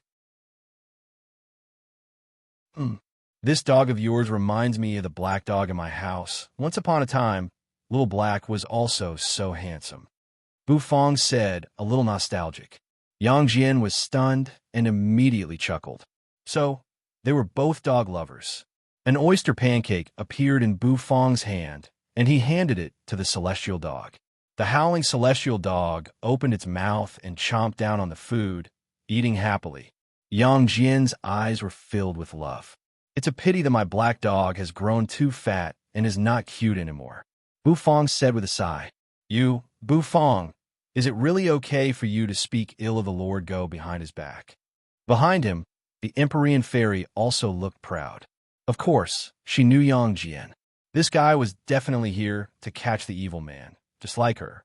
However, Yang Jian was lucky to have a dog. All right, for the sake of the celestial dog, you can go. The corner of Bufang's mouth twitched. Of course, he knew what Yang Jian's purpose was. However, he did not care. Yang Jian was stunned. Then he solemnly nodded to Bufang. This evil man did not seem to be as hateful as the sectmaster had described. Thank you, Your Excellency.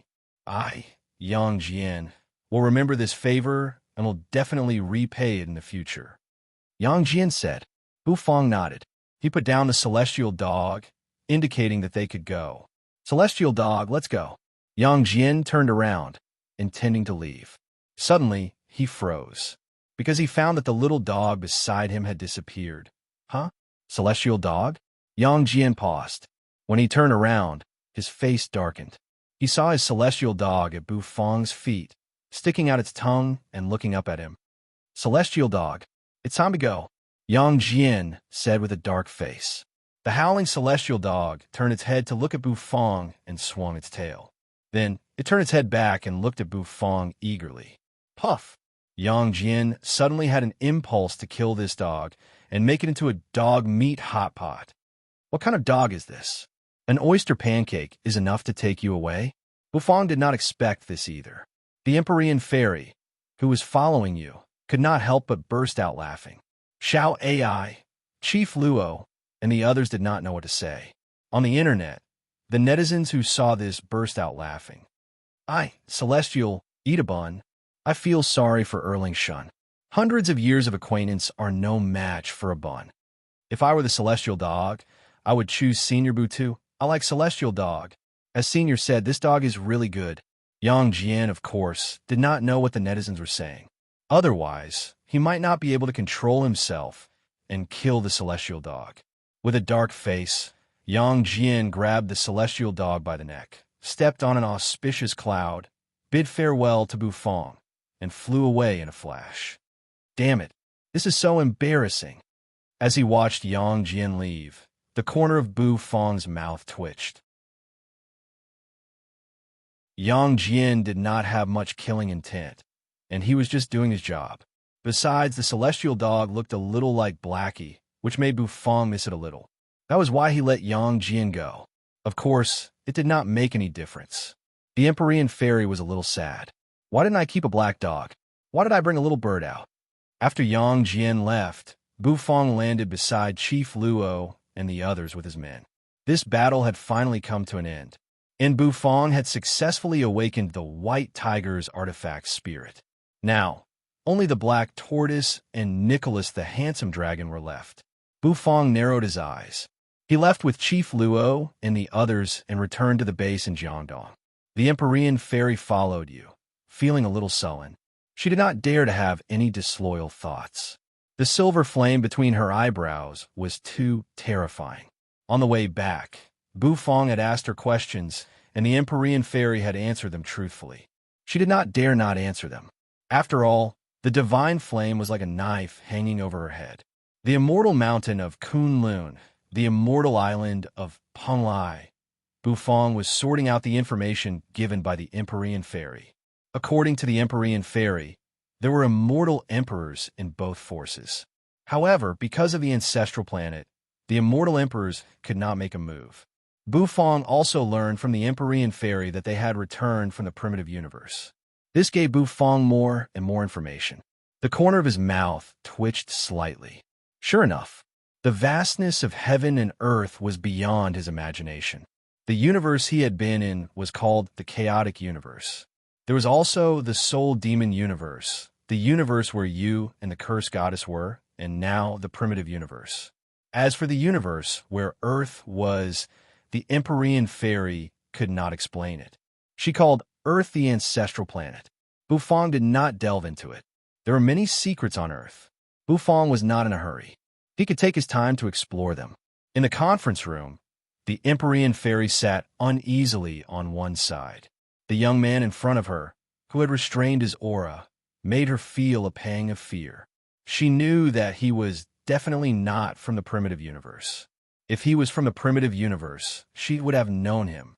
Besides, she knew almost all the immortal emperors of the primitive universe.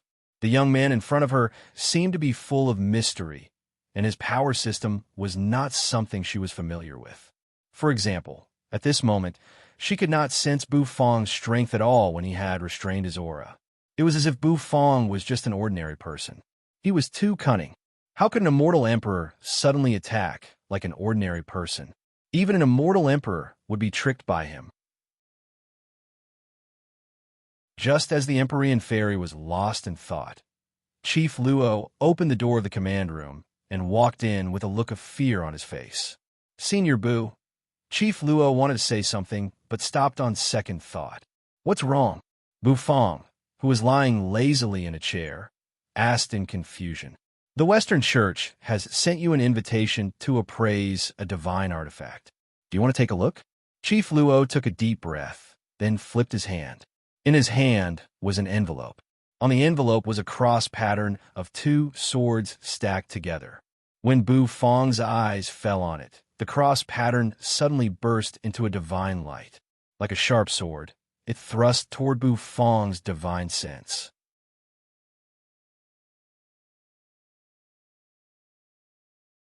Chapter 1636. He could not believe that there was a hidden trick in the invitation. Chief Luo had never thought that the invitation from the Western Church would contain such a trick. Senior, watch out. Chief Luo's expression changed in an instant. The Western Church's foundation was unfathomable. On Earth, where spiritual energy had recovered, it was definitely a big shot. No one dared to underestimate the means of such a force. I'm fine. Bufong looked at the glowing cross calmly. There was no killing intent, which meant that the cross did not contain any killing intent. That was normal. After all, the Western Church was not a fool. The scene of Bufong slaughtering people in India had gone viral on the internet. It was impossible for them not to know about it. Unless an immortal emperor came in person, A mere invitation could not cause any harm to Bufong. That was indeed the case. When the light beam shot out of the cross and approached Bufong, with a flick of Bufong's finger, it shattered into pieces. With a crackling sound, the light dissipated. It was as if a beautiful firework had been set off and scattered. It was so beautiful that it could not be compared to anything else. Those scattered specks of light turned into a blurry figure. It was an old man with a white beard and a red robe. The old man looked at Bufong with a kind face and a ruddy complexion. It was as if he was talking to Bufong from a long distance away. "Dear Mr. Bufong, I'm Cardinal Hoggins of the Holy Church." The old man bowed slightly, showing great respect to Bufong. Bufong was taken aback as well. He could feel the highest respect from the old man. Since one would not hit a smiling face, Bufong could only look at the old man indifferently. Out of the 4 great sage artifacts that dominate the spirit chi on Earth, you are in control of 2 of them. You are the one chosen by the heavens. The Holy Church has gone through many difficulties and hardships to obtain the remaining 2. Therefore, with sincere respect, I invite Mr. Bufong to the Holy Seas banquet for the Holy Relic. At the banquet, we will prepare the most delicious food in the world. I've heard that Mr. Bufong loves good food. This represents the respect of the Holy See, and I hope that Mr. Bufong will do us the honor." The elder said, nodding and bowing, extremely respectful. After saying that, the old man bowed deeply, bending his body 90 degrees. Behind Bufong, Chief Luo and the others' expressions changed dramatically. Now, the Special Abilities Bureau in Jiangdong had become the center of Hua's Special Abilities Bureau, mainly because Bufong was here. Most of the S-Class Arcanists had gathered here to deal with matters. However, when they heard the Cardinal's words, all of their expressions changed. Impossible!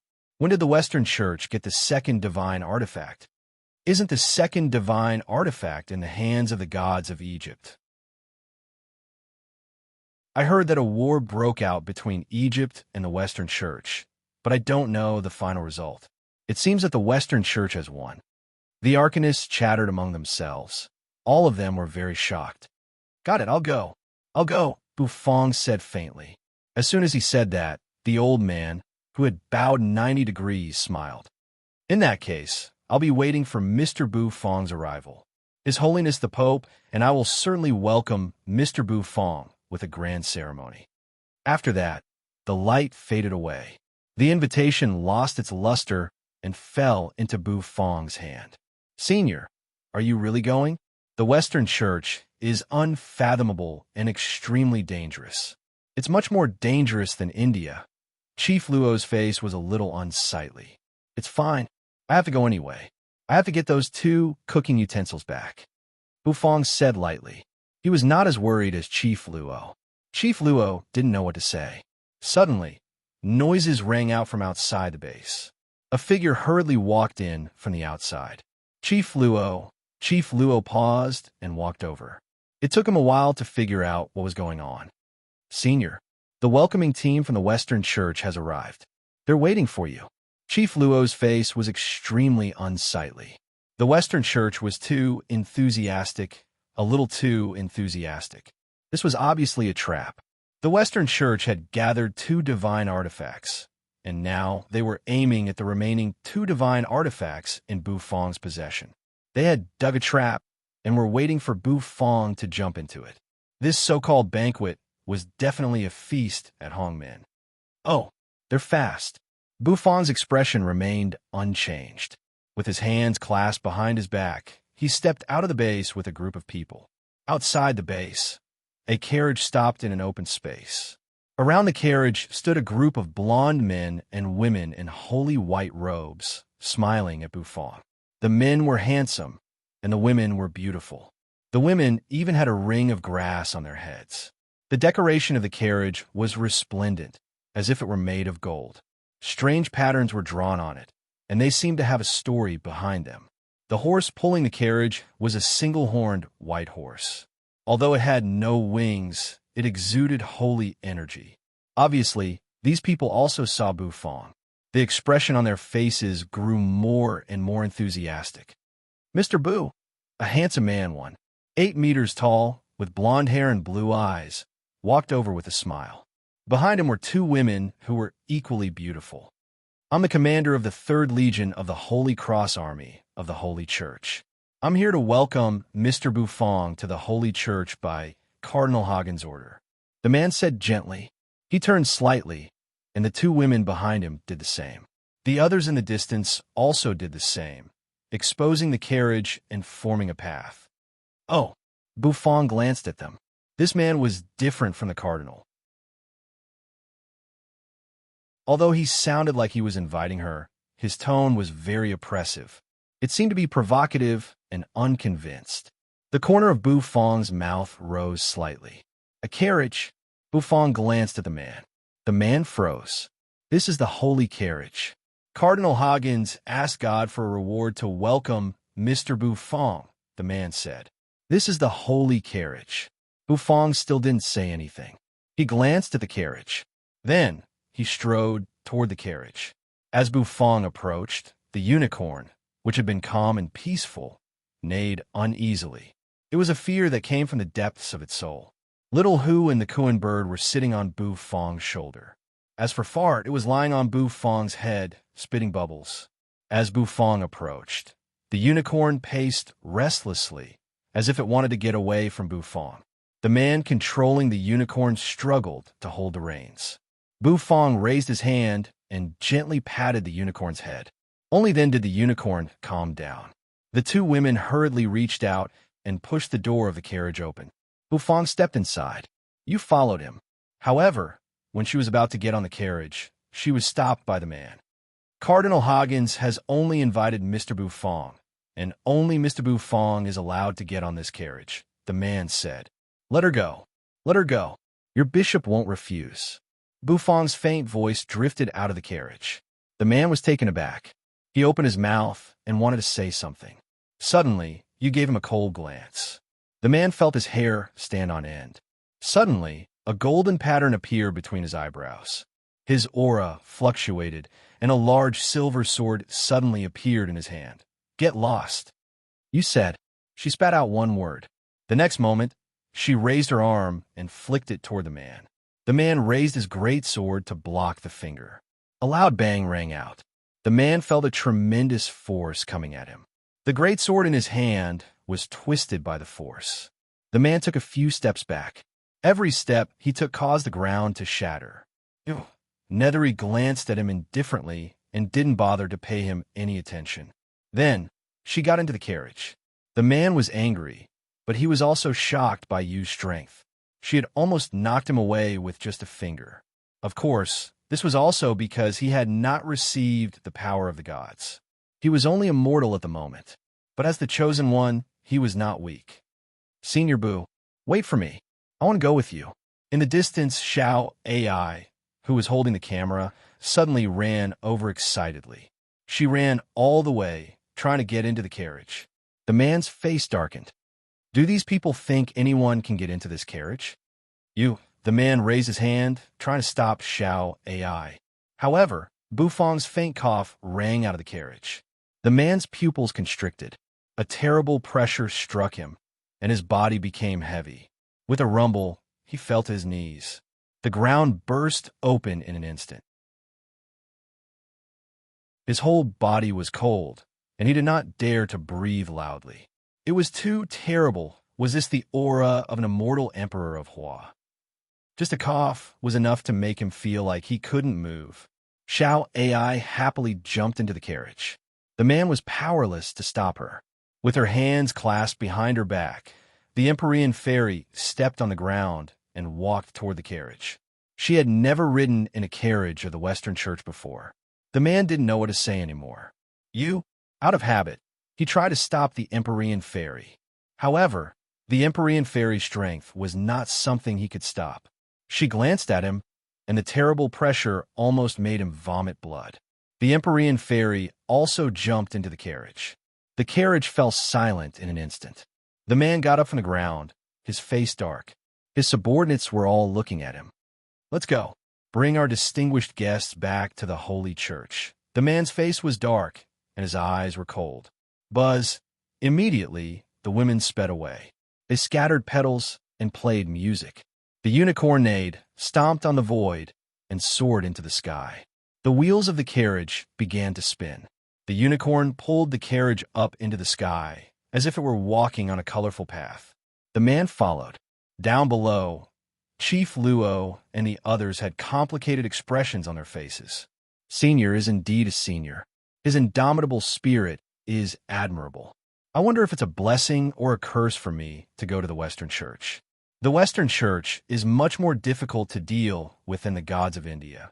Besides, it also has existences comparable to Hua's immortal emperors. In the immortal mountain of Kunlun, in an immortal temple, a woman with her hair tied up in a bun was shrouded in a cloud of smoke. She held an invitation in her hand. The Western Church. Ha! On the immortal island of Panglai, the Taoist with a light disc on his back had just finished his sermon. A golden invitation hovered in front of him. The restraints of heaven and earth on us are getting weaker and weaker. It's time to strike. That evil man has 2 divine artifacts, and so does the Western Church. This time, the 4 divine artifacts that dominate the ancestral planet's spiritual energy will be gathered, and they will all belong to me. The corners of the Taoist's mouth curved upward. Then he raised his hand. Behind him, the 4 swords began to spin, and their sharp sword energy tore through the surrounding world. Suddenly, the Taoist's feet shone with a brilliant light, which supported him as he sped into the distance. As soon as he left the immortal island of Panglai, invisible chains formed between heaven and earth and fell from the sky, while thunder dragons swirled in the void. On the island, countless immortals and deities looked up and gasped as they watched. The Taoist pinched his fingers together, and the 4 swords on his back glowed brilliantly. After shattering the chains and dispersing the thunder dragons, heaven and earth returned to peace. The Taoist chuckled, then sped across the sea toward the west. Behind him, many immortals and deities looked excited as well. The power of the ancestral planet that had trapped the sect leader had disappeared. He could finally make a move and subdue the evil man. The 4 divine artifacts would return to 1. For a moment, all the immortals and deities sped out, some stepping on auspicious clouds, some riding cranes, and some riding birds of prey. With their respective divine powers, they crossed the vast ocean and headed toward the Western Church.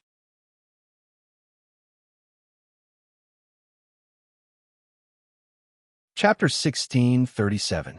Swoosh! The carriage was a little crowded. However, perhaps because they were flying in the sky was not full of potholes, so it did not seem bumpy. The atmosphere in the carriage was a little charming. Xiao Ai was holding her professional camera and carrying her backpack. She looked a little anxious. She raised her head and glanced at Bufang, who was standing next to her. Her heart was pounding. Intimate contact with the senior, looking up at the senior's heroic posture, it was so exciting. Xiao Ai's girlish heart was already a little excited. However, when she glanced at you, who was next to Bufang, her dark eyes were as deep as a black hole, making Xiao Ai feel cold all over. The Empyrean fairy lay down lazily and stretched her legs. Her elegant gaze made Xiao Ai feel ashamed of her inferiority. Well, she was still a little whimsical. At this moment, Bufang's expression did not change at all. Because of the crowded carriage, the atmosphere was a little charming. At first, Bufang was a little not used to it. However, Bufang frowned, closed his eyes, and began to meditate and cook in his mind. Dishes of delicious food were simulated in his mind. That uncomfortable atmosphere was forgotten by Bufang. The carriage was moving. The unicorn galloped with all its might in the void. The golden-haired, blue-eyed men surrounded the carriage. They streaked across the sky as if the gods were traveling. Xiao Ai opened the window of the carriage, poked her head out, and panted for a while. She was a little excited. This carriage was going to the Western Christian Church. The Western Christian Church had always been the top force on Earth after the spiritual energy on Earth recovered. Countless superhumans worked for it. Moreover, legend had it that the Western Christian Church had God's chosen one, who could receive divine power and obtain supreme power. Before that, Hua only had a few Earth immortals, who were no match for the Western Christian Church. Xiao AI was also a little excited about this powerful force. The carriage moved for a while. Finally, it reached its destination. Below was a magnificent city. In the center of the city was a magnificent castle, which was densely packed with palaces. At the top of the palaces were crosses that were as sharp as knives. Golden light shone, exuding a divine aura. The carriage landed, accompanied by the music, petals sprinkling down. Dong, a muffled sound. Then, the door of the carriage was pulled open. The man's expression was very ugly as he looked at the four figures that came out of the carriage. "Mr. Bu, we have arrived at the holy city. The holy church is in front of us," the man said respectfully. The might of an immortal emperor displayed by Bu Fong had left a lingering fear in his heart. Xiao AI was very excited. She grabbed the camera and kept taking pictures. She couldn't help but feel solemn when she saw the magnificent buildings around her. The man did not stop Xiao AI. He did not object to Xiao AI posting the video online. It was time for the world to witness the power of the Holy Church. Rumble, in front of the towering city wall, the city gate opened. A creaking sound rang out. Then the metal-cast city gate slowly opened to the two sides. "Mr. Bu Fong, please come in," the man said respectfully. Bu Fong nodded, clasped his hands behind his back, and walked inside. He wanted to see what kind of tricks the Holy Church was playing. A Hongmen banquet? A Hongmen banquet was also a banquet. The old man had said that he had prepared top-grade delicacies. If they did not satisfy him, Bu Fong would not be happy. The group of people stepped into the palace. Swoosh, a terrible, sharp aura surged inside the palace. Groups of soldiers marched in an orderly manner, clanging noises echoing endlessly. You, Xiao AI, and the Empyrean fairy followed Bu Fong at a moderate pace. Xiao AI's camera hovered around, making the hearts of the soldiers who wore silver grills and masks that covered their faces feel a little cold. It was a chill that rose from the soles of their feet. "Oh!" Bu Fong suddenly stopped and raised his brows slightly. He suddenly found that the white tiger belt and the vermilion robe around his waist were shaking slightly. It was because they had sensed the reaction of the other two God of Cooking sets. It seemed that what the Holy Church said was true. They had collected the remaining two God of Cooking sets. This saved Bu Fong a lot of trouble. Well, according to the Holy Church's vigilance, they would certainly not let go of the gold dragon and the black turtle that had escaped from the egg. It seemed that this trip to the Western Church would be able to collect all the God of Cooking sets. Bu Fong breathed a sigh of relief. He stepped into the palace. In the distance, a group of people walked toward him. The leader was an old man in a red robe, holding a thick scripture in his hands. He was Hoggins, whom Bu Fong had met before. The latter smiled gently and walked toward Bu Fong. Behind him was a group of people in white robes. These people looked serious and expressionless. Bu Fong sensed a strange aura from them. "Mr. Bu Fong, I finally meet you." Hoggins laughed and opened his arms as if he wanted to hug Bu Fong. Of course, Bu Fong refused. Hoggins said a lot to Bu Fong, and Bu Fong responded indifferently. As he responded, Bu Fong's divine sense surged out and spread toward the whole Holy Church. He was sensing the aura of the remaining two God of Cooking sets. However, it was out of his expectations.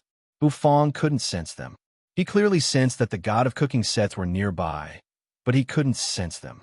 Did they use some strange method to block the aura of the God of Cooking sets? Bu Fong glanced to Hoggins, who was laughing heartily.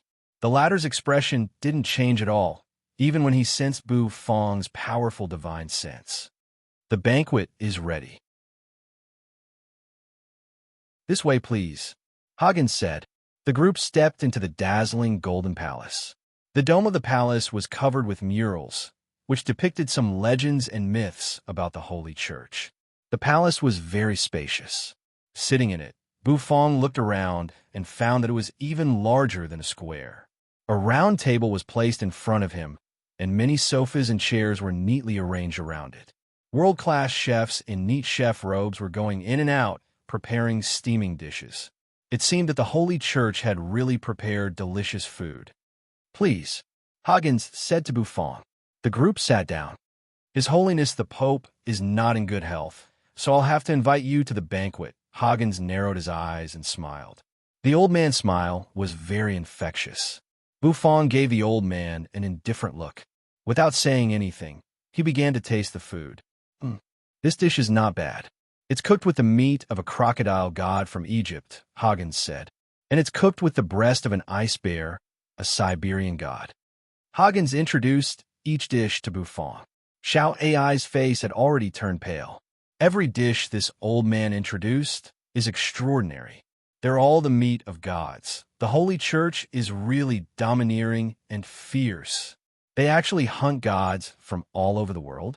Looking at the amiable Huggins, Xiao Ai felt as if he was introducing chicken, duck, and fish. She looked at Buffon, and Buffon nodded and ate with great interest. The banquet became peaceful in an instant. Swish, Huggins shook his wine glass, poured the finest wine into it, and clinked his glass with Buffon's. Mr. Buffon, a few more guests are coming. Mr. Buffon, please wait a moment. Huggins chuckled. Then he turned his head and looked out the door. A clanging sound rang out. In the great hall, the armored crusaders stood solemnly. Rumble. The door opened again, and the candles in the hall flickered as if the wind was blowing. Rumble. The ground was shaking. Outside the great hall, a figure walked into the hall. It was a strange figure. His upper body was naked, and he carried an axe dripping with blood on his back. However, his head was not that of a human, but a gray dog's. The dog's eyes were scarlet, and an aura of death was slowly flowing over his body. As soon as he stepped into the hall, it caused the entire hall to tremble. Swish, the scripture in Huggins's hand glowed. However, the old man's expression remained unchanged, and he was still smiling peacefully. Buffon's expression did not change, and he was still eating. Xiao Ai's expression had changed. The Egyptian god of death. Anubis? She was, after all, a member of Hua's state's supernatural agency. After being nurtured by Chief Luo, she had learned about some powerful gods. Rumble. Outside the door, loud noises kept ringing out. Buffon's expression remained unchanged. A huge werewolf slowly walked in. He had fur and blood in his veins, and a terrible aura lingered around him. With every step he took, the temperature in the great hall dropped a few degrees. The scripture in Huggins's hand shone even brighter. These gods were the other guests that Huggins had mentioned. However, they were not enough. Huggins chuckled. In the side hall, bishops in red robes walked out one after another. Their auras merged into one, suppressing the terrible aura in the great hall. Each of them had a scripture in their hands. Their eyes swept across Buffon's body, full of meaning. However, Buffon's expression did not change. Outside the great hall, more and more powerful auras surged. The black bats that filled the sky gathered and turned into a strange man. This man was dressed in a neat suit, and his hair was neatly combed. He looked extremely handsome. As soon as this man appeared, the scriptures in the bishop's hands trembled even more. Sizzle, lightning flashed.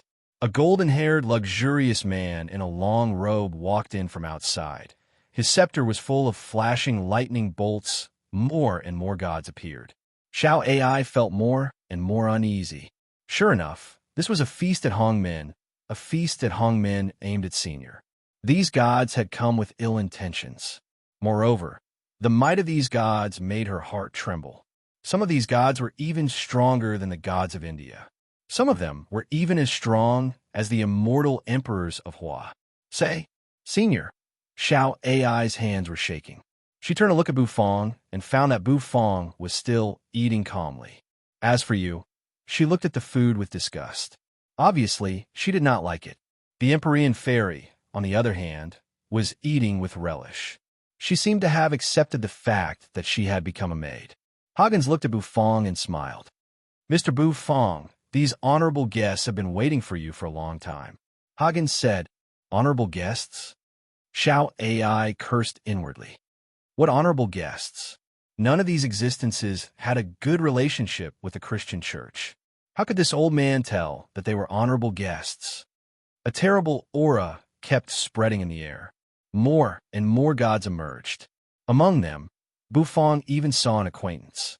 It was Brahma, the Indian god who had fled in panic after being beaten by Bufang. In the blink of an eye, countless gods and immortals appeared and surrounded him. Xiao Ai's heart trembled. Perhaps only the Holy Church could gather all the gods on earth. Are you finally done? Bufang put down the fork in his hand, looked up indifferently at Huggins. The smile on the latter's face was gone. He looked indifferently at Bufang, as if he was a supreme god who bemoaned the state of the universe and pitied the fate of mankind. Honorable Mr. Bufang, the purpose of this banquet is to appraise the two sacred artifacts together. May I ask Mr. Bufang to provide the other two sacred artifacts as well? Don't worry, Mr. Bufang.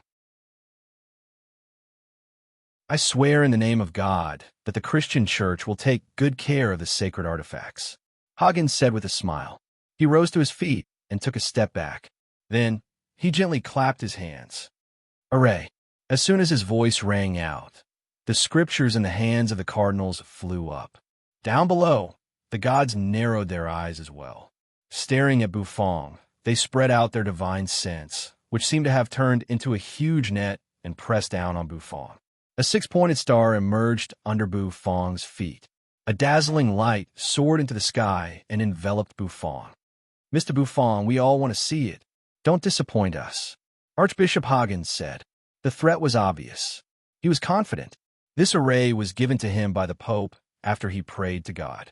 Even the immortal Emperor of Hua would be suppressed by it. He believed that Bufang would give in. Otherwise, he would die under the holy light of God. This feast at Hongmen had completely revealed his ferocity.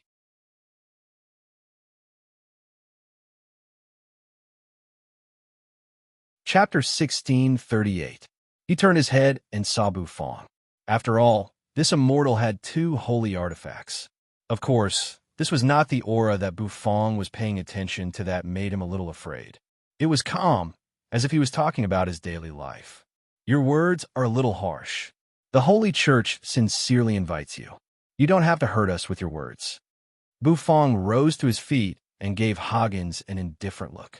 Then, a graceful figure emerged amidst the lingering immortal energy, emitting a dazzling seven-colored brilliance. Taoist Bingmao, you're courting death. However, Tong Tian said indifferently. Some of the weaker gods were even cut into pieces by the sword light. She turned her head to look behind her and found that a cross had suddenly risen behind her. The shining cross had nailed her body to it. Huggins was ready to welcome her, but now the smile on his face froze. The terrible aura and the Taoist's aura clashed. In the distance, Huggins was indifferent. The Empyrean fairy smiled bitterly. Although she was Bufang's maid now, she might be able to escape after Bufang was suppressed. The Kuan bird on Bufang's shoulder also lowered its head slightly and shrank into Bufang's shoulder, as if it was afraid of the woman's power. Zeus flew into a rage. He slammed his scepter down, and a bolt of lightning emerged in his hand, sweeping toward Tong Tian. Huggins said coldly. The next moment, he flicked his finger. His voice rang out. The Queen Mother of the West. Tong Tian asked. Huggins said coldly. Bufang said. Under the impact of Bufang's aura, the Baiguang barrier that enveloped the surroundings began to slowly crumble. He looked into the distance. Tong Tian looked at Bufang and said nothing. Everyone was stunned. They had returned from other universes in order to obtain these sacred weapons. Only with these sacred weapons would they be able to obtain even greater strength. However, Bufang didn't mind. He was curious to see if the old man would still be able to smile later. Hua Nation was a strange country, and the appearance of the sect leader of Tong Tian proved all of this. Bufang's originally subdued aura suddenly soared. The hexagram array instantly shattered into specks of starlight. It slowly descended. I have to say, you are very confident. However, it is precisely this confidence that has consigned you to eternal damnation. The cardinals behind him floated up one after another. Their eyes shone with golden light, as they stared at sect leader Tong Tian. Suddenly, the Taoist said calmly. His voice was deafening. Archbishop Hagens narrowed his eyes in fear. Perhaps Bufang was too confident in his own strength. His life on Earth had been smooth sailing, and he had forgotten some powerful existences. In the sky, the Empyrean fairy took a deep breath and said, it was as if a supreme existence had awoken. She couldn't move. In midair, an old man clad in a golden robe with disheveled hair approached. Bufang clasped his hands behind his back and walked unhurriedly out of the array. As soon as the Taoist appeared, you are that evil man. The evil man who killed my mortals? The old man's smile really annoyed Bufang. Perhaps he was the Taoist behind him, the supreme existence who had returned from the primitive universe and had been bound by the power of the ancestral planet. He turned and faced the door. The Empyrean fairy felt a surge of pleasure in her heart. Among the existences who had returned to the ancestral planet this time, Tong Tian was the strongest. Then, he turned his eyes and glanced around. The hot-tempered Empyrean fairy could not swallow this. His body grew to 10,000 feet in a flash. Holding the axe with both hands, he slashed it toward the sect leader. This was the strongest immortal Bufang had ever met. His aura was comparable to that of a heaven god, but he was not yet a heaven god, only an immortal emperor. He let out a long roar. However, he did not refuse the Holy Church's invitation to join them in dealing with this immortal from the Eastern Hua nation. As long as the sect leader nodded, Bufang looked up. Kill the evil man and take the sacred artifact? As soon as he said that, this Taoist had quite a character. The golden-haired man holding the scepter looked indifferently at Bufang. Zeus was an immortal emperor-level existence. Tong Tian is still the sect leader. Even this evil man, does he have to protect his people? It's a phoenix, but it's completely different from the one he met before. The Holy Church has captured this evil man. If you don't want to join us, please leave. It would make sense if the Queen Mother of the West was willing to do anything for the sake of power. For the sake of so-called rules and face, she would even torture mortals. Thousands of rays of light flashed and fell. She was no stranger to the Queen Mother of the West, for swords fell from the sky. Bufang seemed to have guessed the Taoist's identity. It was the immortal extinguishing sword of the four immortal swords. Death Anubis, Zeus, Cain, and the other foreign gods were also looking at him. The Empyrean fairy's eyes lit up. A seven-colored phoenix flapped its wings. Trapped in the six-pointed star array like Bufang, the Empyrean fairy's pupils constricted as she murmured, "The Queen Mother of the West, A round of sword light sped over. The dazzling sword light tore through the sky and floated in the void. The golden-robed Pope said nothing. The Taoist murmured indifferently. However, Tong Tian was the leader of a sect. How could he be easily invited? If the evil man wants to capture them, I'll do it myself. The four great divine weapons belong to Cathay as well. Hand them over obediently. Xiao Ai was a little frightened. That was why she always disliked the Queen Mother of the West, even though she could not defeat her. With Tong Tian's status, how could these little yellow hairs invite him? The Taoist glanced at the Pope and ignored him. Then his eyes turned and fell on Bufang.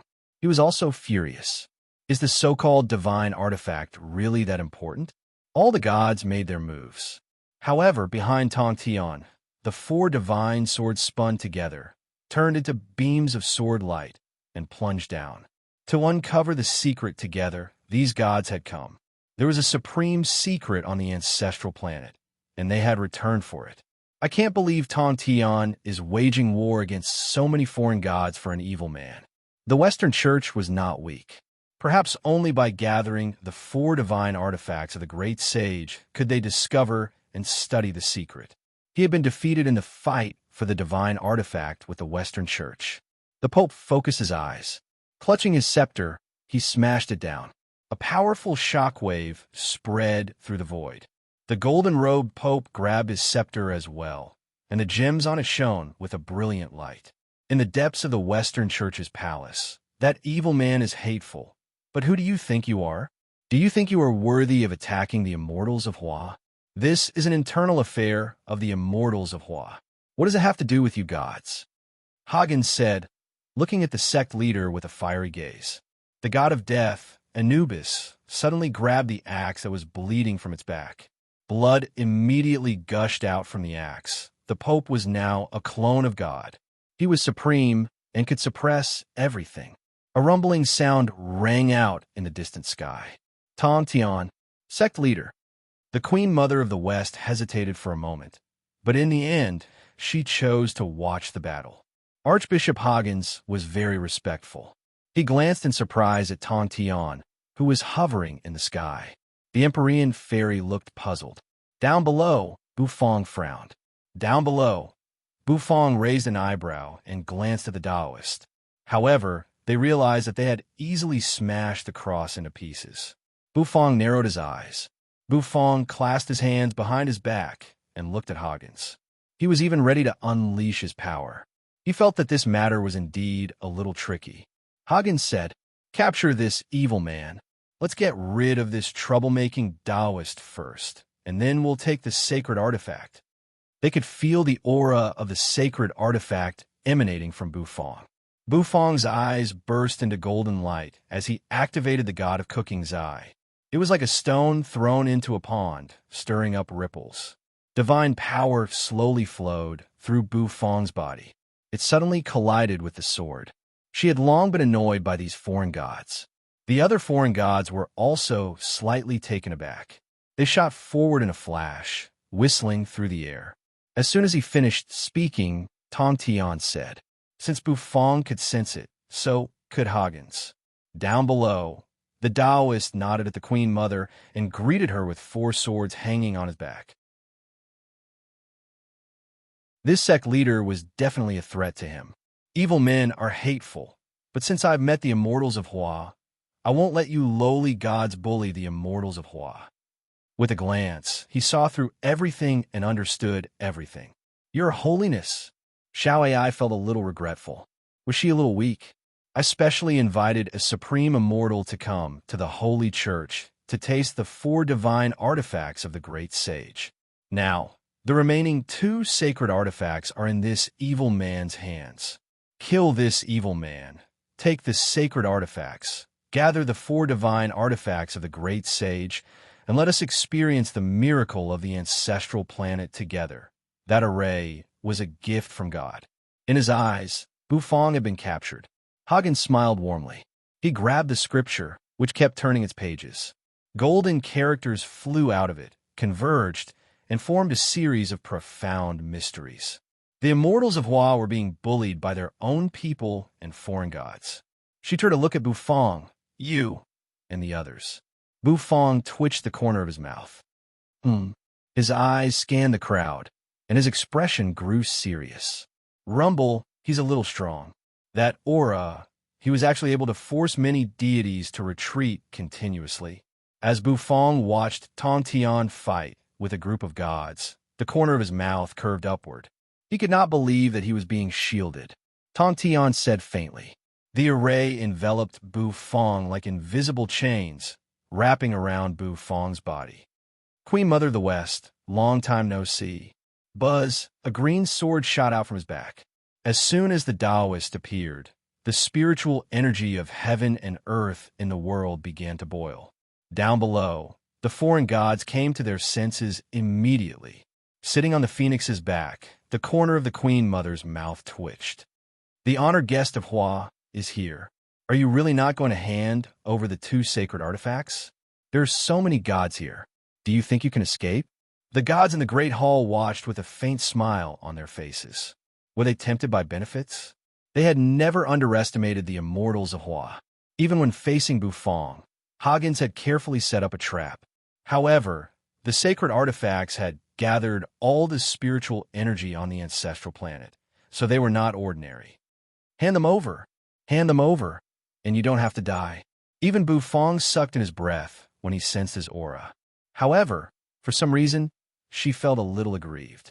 The roof of the Western Church exploded in an instant. Sure enough, Tong Tian's shielding hasn't changed. In ancient times, during the War of Investiture of the Gods. He was famous for that. Although he didn't manage to save a few immortals in the end, his temperament hasn't changed. According to their research, the sacred artifacts could not bring them any great improvement in strength. Blood flowed from the axe, and countless souls wailed, turning into a sea of death. The Queen Mother of the West nodded. Of course, she would not offend Tong Tian. His eyes narrowed. Tong Tian is right. This is an internal affair of the immortals of Hua. What does it have to do with you gods? The Western Vatican could even invite the sect leader of Tong Tian. Bu Fong narrowed his eyes. Who did you say was captured? Huggins paused. Honorable, supreme, immortal of Hua. I'm Archbishop Huggins of the Western Church, God's traveler in the human world. That doesn't make sense. Tong Tian's hands hung on his legs, his eyes indifferent. All of them seemed to be showing friendly emotions. Bu Fong was taken aback. With his divine sense, he sensed an extremely terrifying aura. The phoenix had the prestige and aura of a heaven god. It was almost no different from the aura of a heaven god. Flame spread. Just when Bu Fong was about to make a move, a silver flame lotus spun around Bu Fong's body. A Taoist in a Taoist robe sat cross-legged in an auspicious cloud, and a seven-colored light disk flashed behind his head.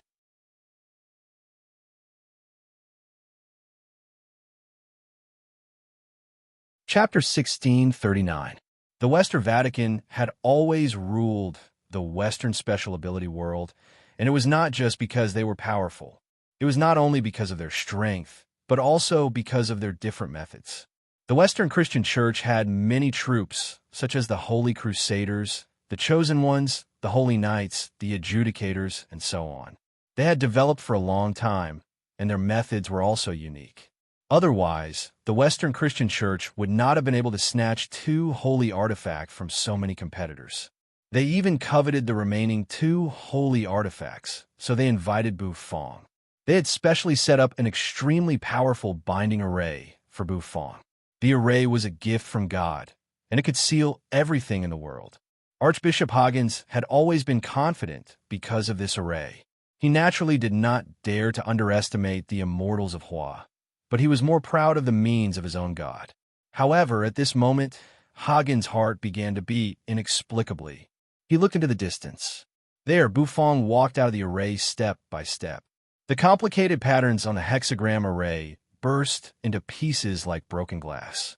Bu Fong walked out unhurriedly. Behind him were Yu and the Empyrean Fairy. Little Hu and Xiaopi were lying on Bu Fong's shoulders, while the Kuan Peng hovered over his head. Xiao Ai panted violently behind him. Her eyes were filled with horror. However, she could feel that the binding force on her was gone, and the strange force that seemed to crucify her was gone. Just now, she almost thought that her soul was about to be nailed to pieces. After taking a few deep breaths, she quickly grabbed the camera. She was very excited because she knew that Bu Fong was going to show his true strength again. It was a clash between the gods of the East and the West. However, there was only one immortal in the East, that was Tong Tian. Before Bu Fong joined the fight, he had already defeated Bu Fong. Tong Tian was very calm. He sat cross-legged in midair.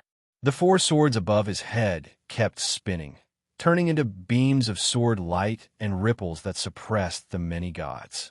Boom, boom, boom. Many of the gods present were at the level of an immortal emperor, but even so, they could not suppress Tong Tian. The Queen Mother of the West watched from the void and sighed. He was indeed the sect leader of Tong Tian.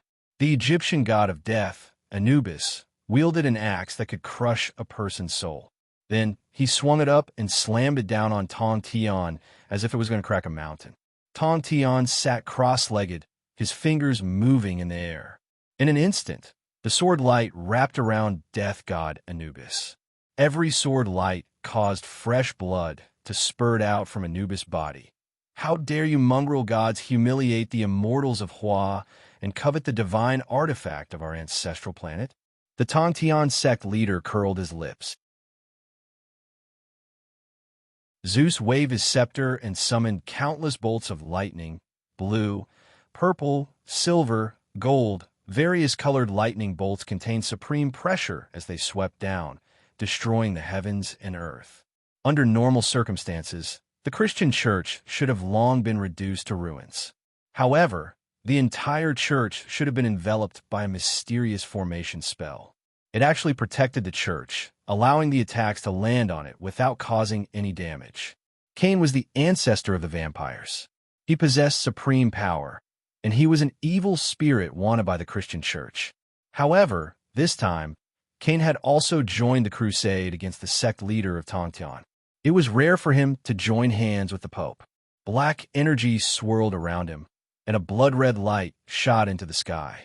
A swarm of bats flew out from his robe. These bats were filled with a dark aura and a strong aura of death.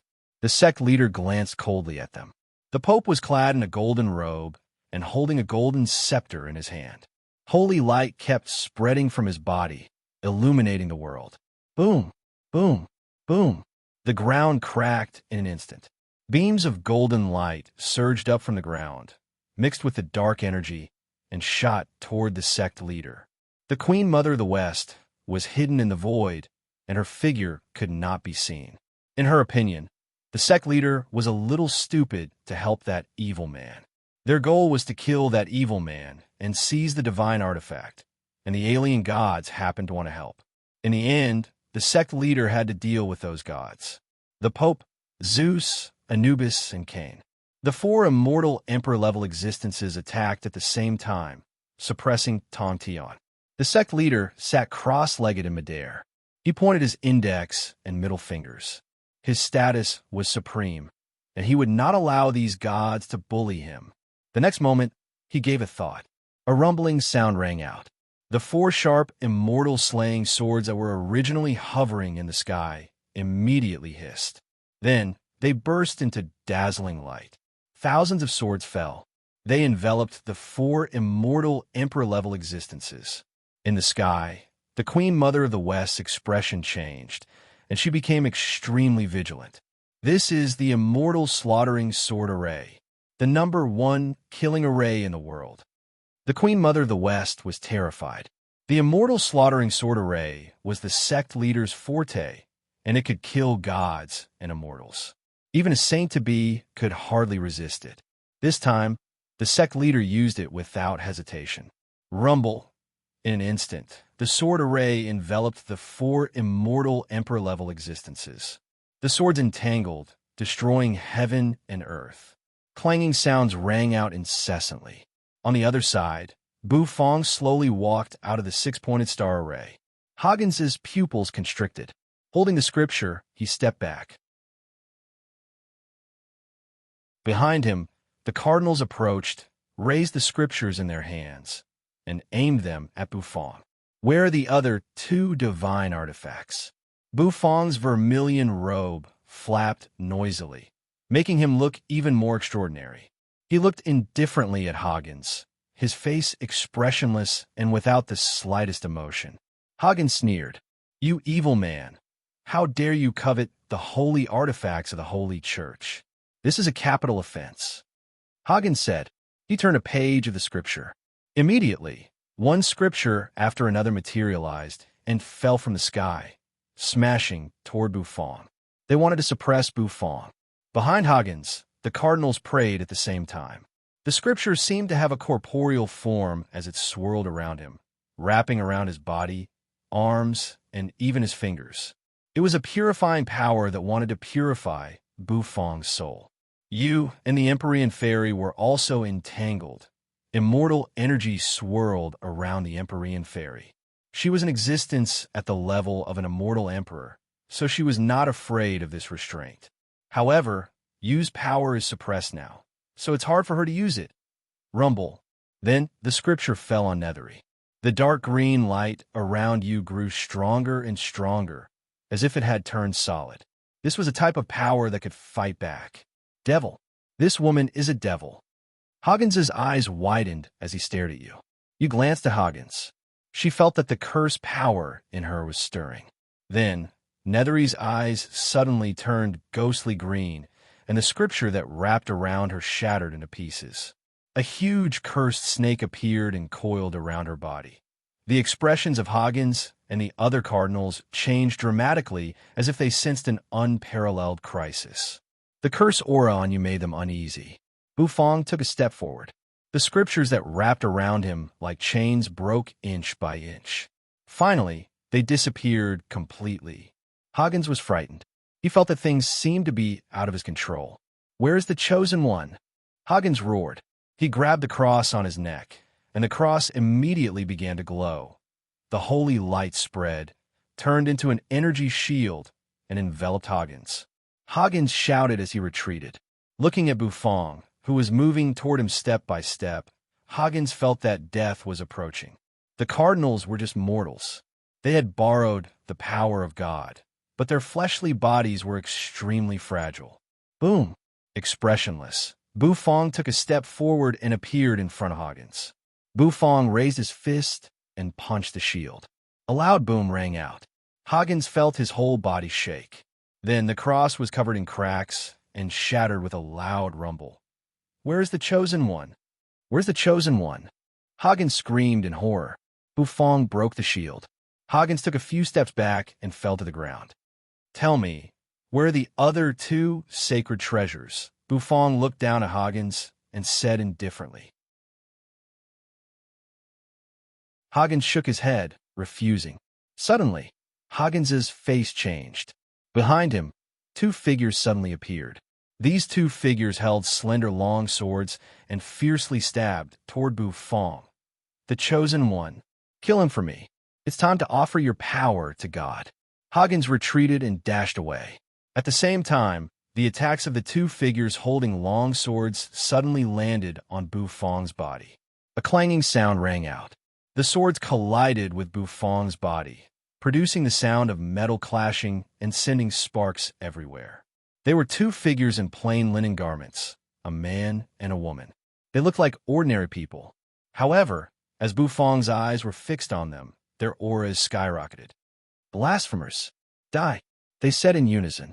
As soon as their voices rang out, boundless energy began to continuously sweep and boil from their bodies. Swoosh! Behind them, white angel wings spread out. One pair, two pairs, three pairs. There were 3 pairs in total. 6 wings. These two were the chosen one, 6-winged angels. As the light of divinity sprinkled down, the two figures burst out and approached Bufong at high speed.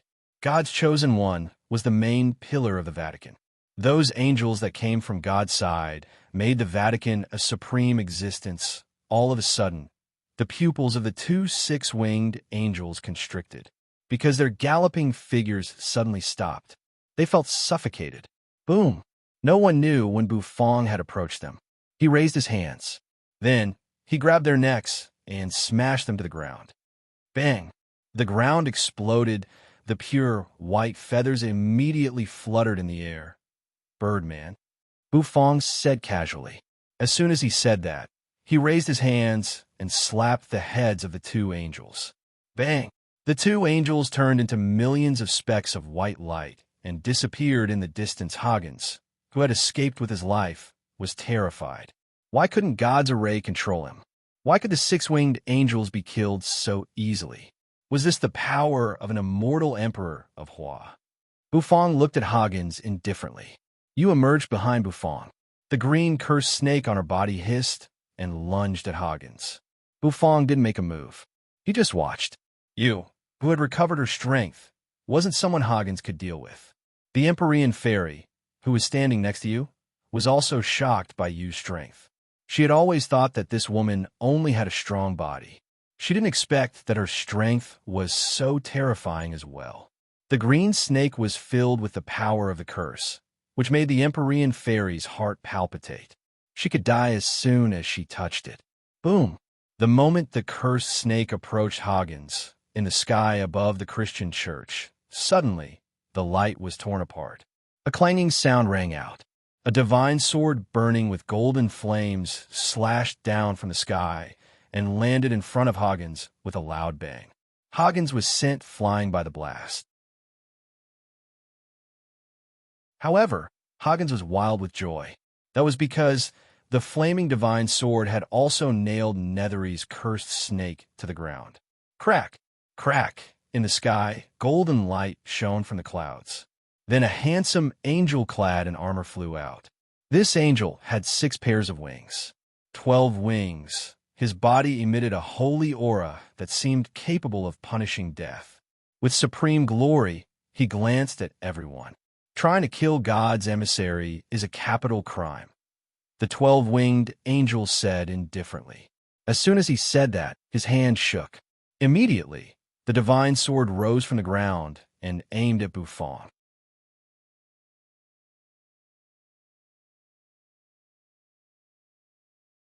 Chapter 1640. According to the records of the Christian Church, 12-winged seraphs were the strongest existences under God's command. They represented God and maintained justice in the world. The 4 great 12-winged seraphs were the leaders of the angels, and each of them possessed supreme power. Hoggins's eyes burst into bright light as he looked at the 12-winged seraph in the sky. "Your Excellency Michael." Hoggins bowed respectfully, holding the scripture against his forehead. His face was full of fanaticism and respect. In the clouds, Michael, the 12-winged seraph, glowed with dazzling golden light. He was a god himself, the protector of God. Hoggins was not the only one who came up with the plan this time. Even God was afraid of the immortals and deities of Hua, and a large part of the plan was given to Hoggins by God to deal with Buffon, to seize the remaining 2 divine artifacts. Those 2 divine artifacts had fallen into God's hands. As long as they gathered the 2 divine artifacts of this Hua immortal, they would have gathered the 4 great sage divine artifacts of the ancestral planet, and all the secrets would be revealed. Mi Jia Lai was very handsome, so handsome that he seemed to be out of this world. His entire body seemed to be glowing. His whole body seemed to be glowing. The flaming divine sword was aimed at Buffon. It was Michael's weapon, the sword of judgment, which God had given to him as a weapon that could cut through all illusions in the world. It possessed supreme power. In the sky, Michael's slender figure looked indifferently at Buffon. "Go!" He raised his finger slightly. Then, the sword of judgment sped toward Buffon. The whistling sound caused the air to shatter into pieces. Mi Jia Lai was confident that he could suppress this Hua immortal. He was a seraph, the strongest and sharpest weapon under God. In terms of strength, he was comparable to the immortal emperor of Hua. Rumble. The divine sword whistled toward him. The golden flame carried a sacred aura. It made you frown, a little disgusted. The Empyrean fairy's face was cold. A small lamp appeared in her hand, within which lightning was brewing. The sword made her feel threatened. 12-winged seraphim. Buffon narrowed his eyes. Looking at those shining white wings, Buffon's mouth twitched slightly. How about roasting angel wings? Buffon thought. However, this thought was quickly thrown out of his mind. Buffon was not interested in angel wings, nor did he have much appetite. Compared to the angel's wings, they were inferior to Garuda's wings. Boom! Buffon raised his hand. The clanging sounds continued to ring out. Buffon's hand shook. The Chilean transmigration ladle appeared in his hand. With a shake of his hand, the Chilean transmigration ladle spun in his hand. The tool spirit of the Chilean transmigration ladle was a Chilean, and it was not asleep. If Buffon wanted to activate it, he could do it at any time. He grabbed the Chilean transmigration ladle. Buffon heaved a sigh of relief as he faced the incoming divine sword. Like returning a baseball, he smashed it fiercely. The ladle collided with the godly sword. There was no fancy collision. A loud explosion rang out. In the sky, Michael, who had a perfect smile on his face, froze. He was horrified to find that ladle actually broke his godly sword. After colliding with the ladle, the divine sword, which should have been supreme and could cut all sins in the world, was broken in half. Michael took a deep breath. Suddenly, Michael's pupils shrank.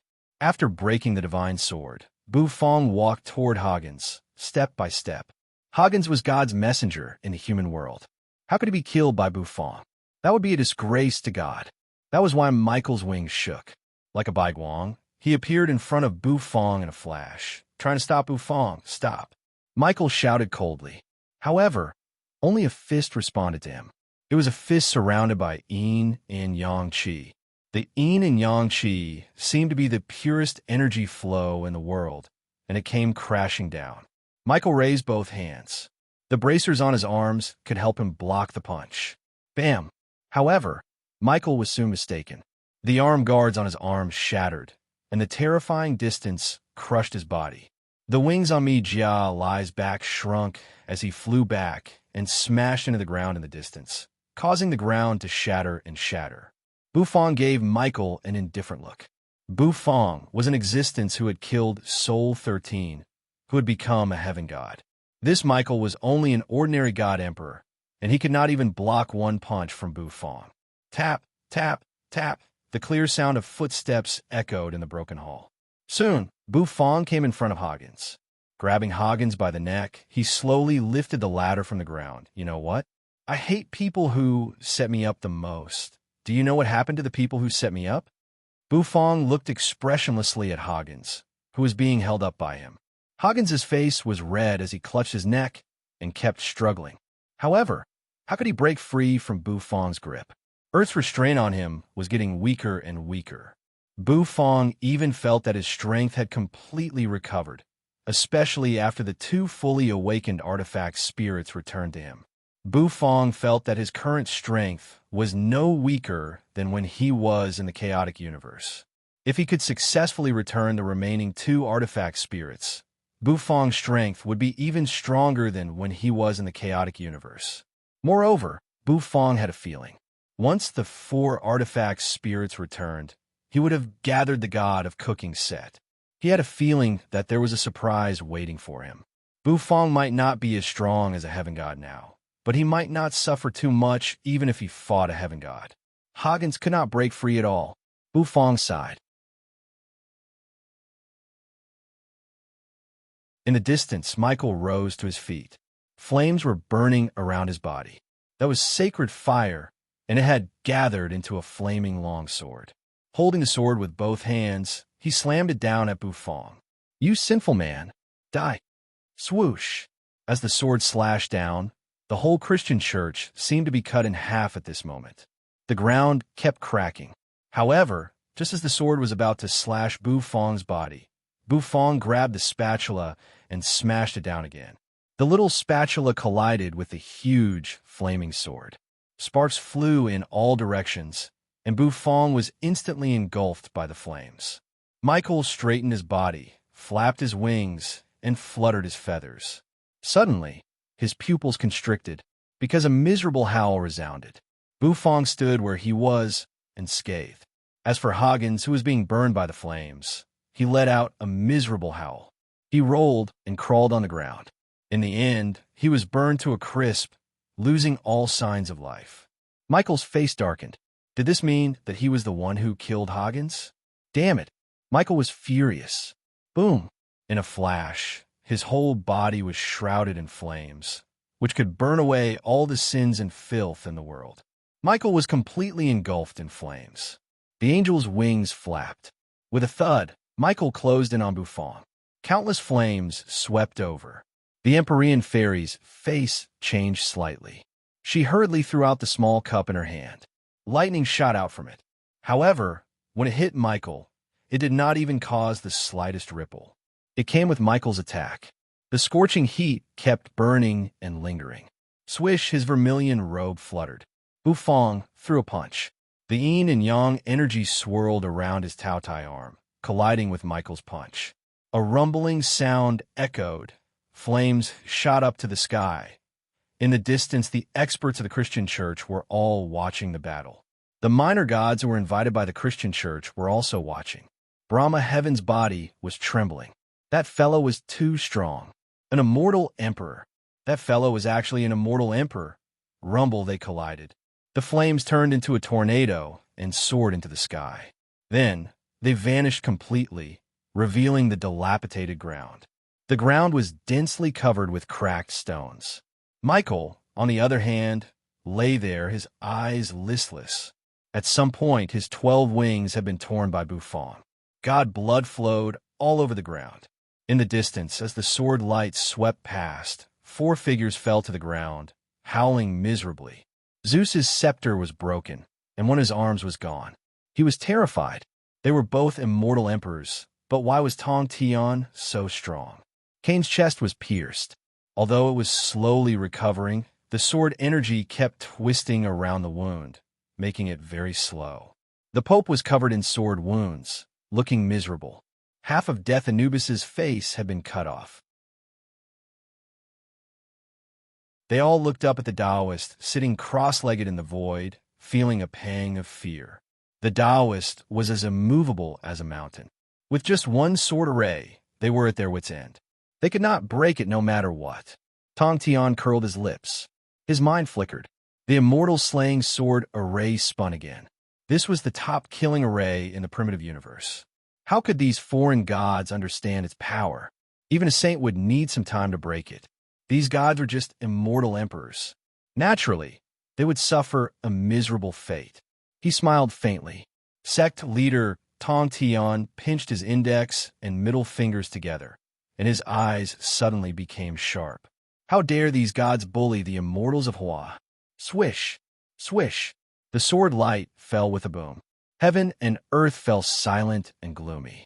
A loud explosion rang out. The immortal slaying 4 swords. Immortal slaying, immortal slaying, immortal slaying, and immortal trapping. 4 beams of sword light fell from the sky. Swoosh! Zeus's pupils constricted. He waved his scepter, but a beam of sword light fell. The terrifying sword energy exploded. His body was nailed to the ground. His miserable howl resounded through heaven and earth. Another beam of sword light flew for thousands of miles. Death Anubis was a little frightened. He grabbed his axe, but a sword pierced his waist and nailed him to the ground. Cain did not dare to stay when he saw the miserable fate of the two. He wanted to escape crazily. However, a beam of green sword light flashed by. The immortal extinguishing sword blocked his desire to escape. No matter how many bats he transformed into, it was useless. In the end, he was pierced in the ground. The Pope coughed blood. Every time he coughed out golden blood. He took out a small cross-shaped dagger from his waist. He swung it at the immortal slaying sword. A crisp sound rang out. Half of the Pope's body exploded. However, the immortal slaying sword was also bounced away. After flicking the immortal slaying sword away, the Pope soared into the sky, trying to escape. In the distance, Tong Tian, who was sitting quietly in the void, let out a soft cry of surprise. The immortal slaying sword array could break everything, but the Pope had escaped. That little dagger was strange. Boom! All of a sudden, the Pope, who had turned into a beam of light and was about to escape, had just soared into the sky. His body stopped abruptly. A fist smashed into his face. Puff! The Pope was knocked back to the ground. Bu Fong grabbed Michael's 12 wings with one hand and clenched his fist with the other. He had knocked the Pope down. Tong Tian looked up at the sky. He looked at Bu Fong, who had knocked the Pope back with one punch. He chuckled. This evil man is interesting. The next moment, he pointed his finger forward. The immortal slaying sword shot up from the bottom. It had also pierced through the Pope. At this moment, the 4 immortal emperor-level gods were all suppressed by Tong Tian. In just a short while, he had suppressed them. The people of the Holy See were terrified. The Holy See had always been successful, but this time, they ended up like this. Archbishop Hagens was dead. The Pope was captured. The angel Michael's wings were plucked out. This was a nightmare for the Western Holy See. Bu Fong stood in midair. The sect leader looked at him indifferently. Bu Fong nodded at him. Bu Fong had a good impression of the sect leader's character. After everything was done, Bu Fong slowly turned his head and looked at the sky. Well, it's already like this. The so-called god of the Holy See is still not going to make a move? Bu Fong said indifferently, frowning. He still could not sense the aura of the god of cooking sets. Since he could not sense them, he would let them expose their auras. The corner of Bu Fong's mouth twitched slightly. Then, Bu Fong's spirit sea suddenly rolled and boiled. Bufong's eyes also burst into golden light in an instant. The god of cooking Zai. Bufong opened his eyes, which shone with golden light. His gaze pierced through the void. Behind Bufong, a vermilion bird that seemed to have soared up from the chaotic sea of fire let out a cry. A striding white tiger stepped out of the starry sky, its roar echoing through the 9 heavens. A Chelan, shrouded in auspicious clouds, stepped through the void. 3 behemoths appeared behind Bufong. At this moment, everyone could not help but feel suffocated. Even someone as strong as sect leader Tong Tian's eyes froze. This is, Tong Tian murmured. Rumble, the sky was collapsing. There seemed to be a dragon roar and a turtle roar echoing each other. Bufong looked up. Over there, a huge whirlpool appeared. It kept twisting and sucking in all the spiritual energy between heaven and earth. Then, an existence shrouded in Baiguang poked its head out of the twisting vortex. Its body was so huge that it blotted out the sky and the sun, looking down at everyone from above. The white figure had a black turtle constellation walk on its head and a golden dragon bone kitchen knife in its hand. A terrifying aura fell from the sky like a waterfall. It caused the void to tremble unceasingly. The Queen Mother of the West sucked in a cold breath. Tong Tian's eyes grew sharp. The saint of the great path. Bufong's eyes narrowed slightly, and his aura condensed. A heaven god.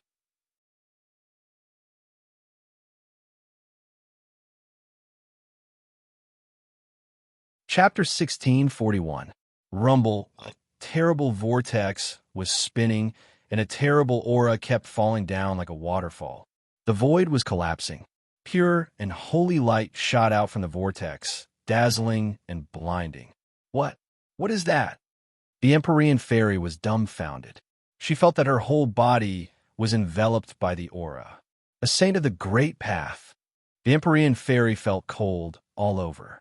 Has a supreme existence as strong as a saint of the great path finally appeared?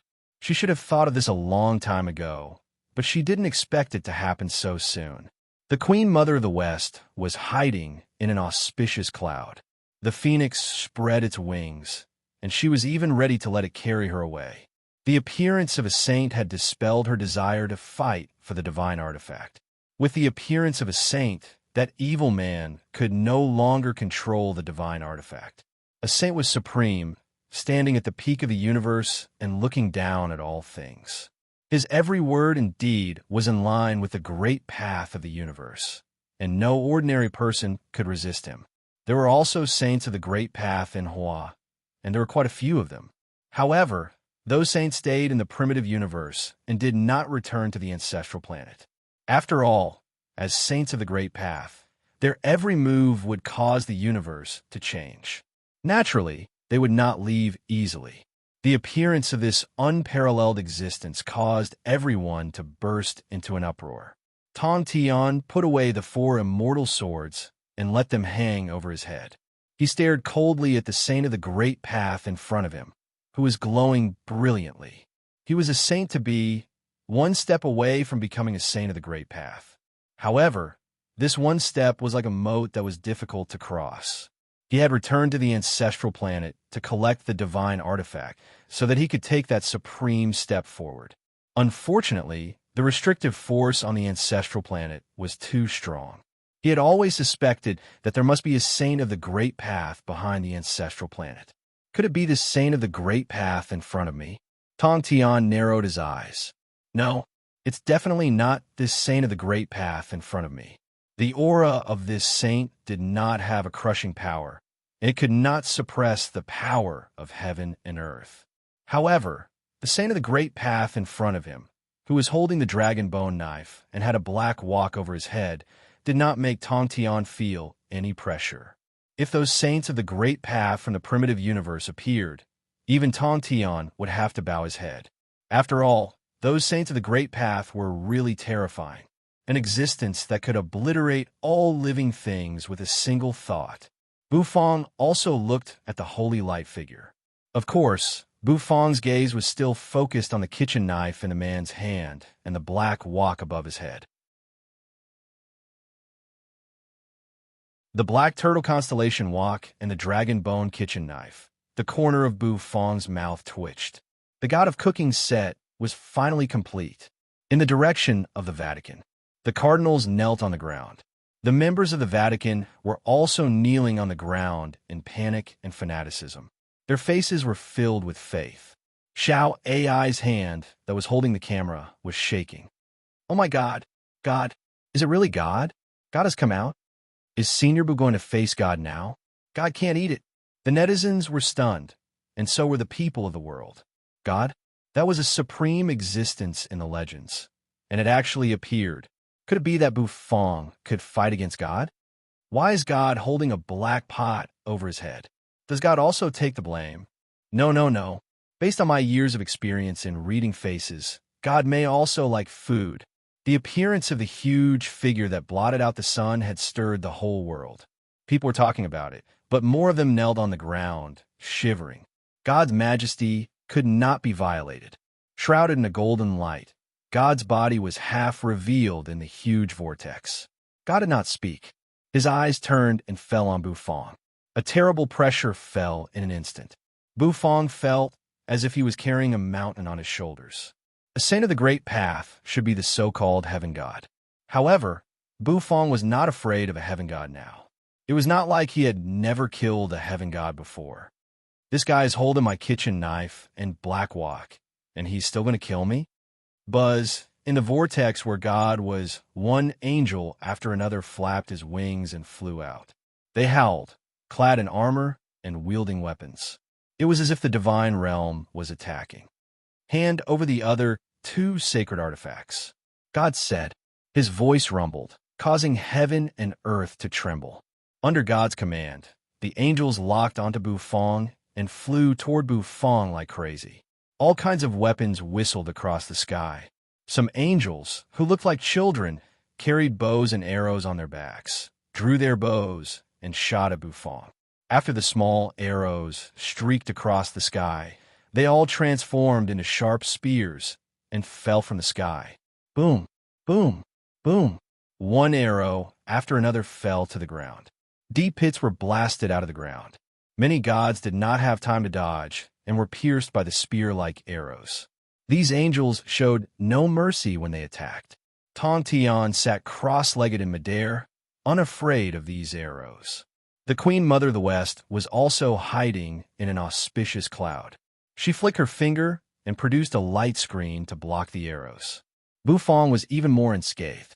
Even if he stood there and let the arrows shoot at him, he would be unscathed.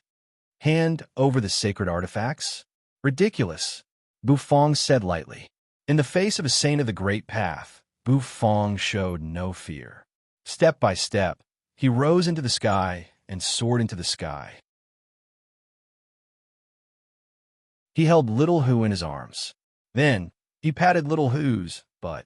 Little Hu, shoot down all those birdmen for me, Bu Fong said. As soon as his voice rang out, Little Hu's abdomen swelled up. Then he opened his mouth. Clatter, clatter, clatter, clatter. Little Hu's eyes lit up as he shot out one explosive meatball after another from his little mouth. The meatballs tore through the sky and shot toward the angels. Boom! Every time a beef meatball exploded, an angel would be struck down. The stronger angels might be able to resist, but the weaker ones could not. They were either killed or injured by the explosions. Like dumplings falling from a pot, the angels fell to the ground one by one. God's expression did not change in the slightest. Bu Fong let go of Little Hu and let Little Hu keep spraying. The Kuan Peng spread its wings and soared into the sky. Bu Fong stepped on the Kuan bird's back, causing it to carry him and float in front of God, looking him in the eye. Tong Tian's pupils constricted. What is this evil man going to do? The Queen Mother of the West sneered. Does this evil man want to resist a saint of the great path? How can he resist? Even immortal emperors would feel powerless in the face of a saint. Let me tell you. Standing on the Kuan Peng's back, Bu Fong looked at God, who was emitting a boundless light. Everyone was stunned. They held their breath and stared at Bu Fong. They had no idea what he was going to say. Was he going to say something tough? To God, this seemed a little funny and amusing. Let me tell you, this wok and this knife are both mine. Bu Fong said seriously. Oh. God rolled his eyes and looked at Bu Fong.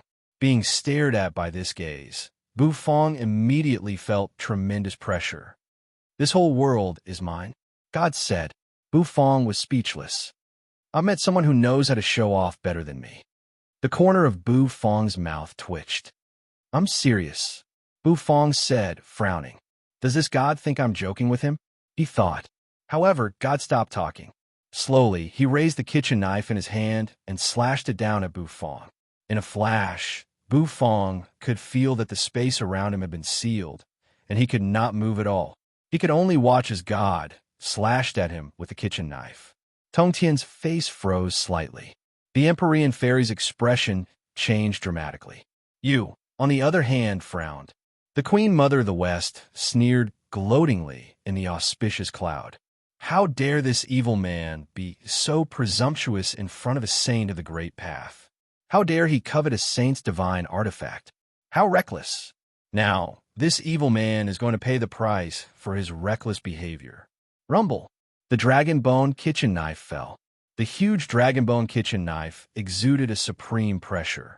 Everyone thought that Bu Fong would be killed by this kitchen knife. If God wanted to kill you, would you still be alive? However, Bu Fong was very calm. As he watched God slash down with the dragon bone kitchen knife, the corner of his mouth twitched slightly. Bu Fong raised his hand. The kitchen knife slashed down. In a flash, boom, Bu Fong caught the huge kitchen knife. Bu Fong caught the blade with his palm. However, Bu Fong remained as still as a mountain in midair. It was a bizarre scene. Oh, God frowned slightly.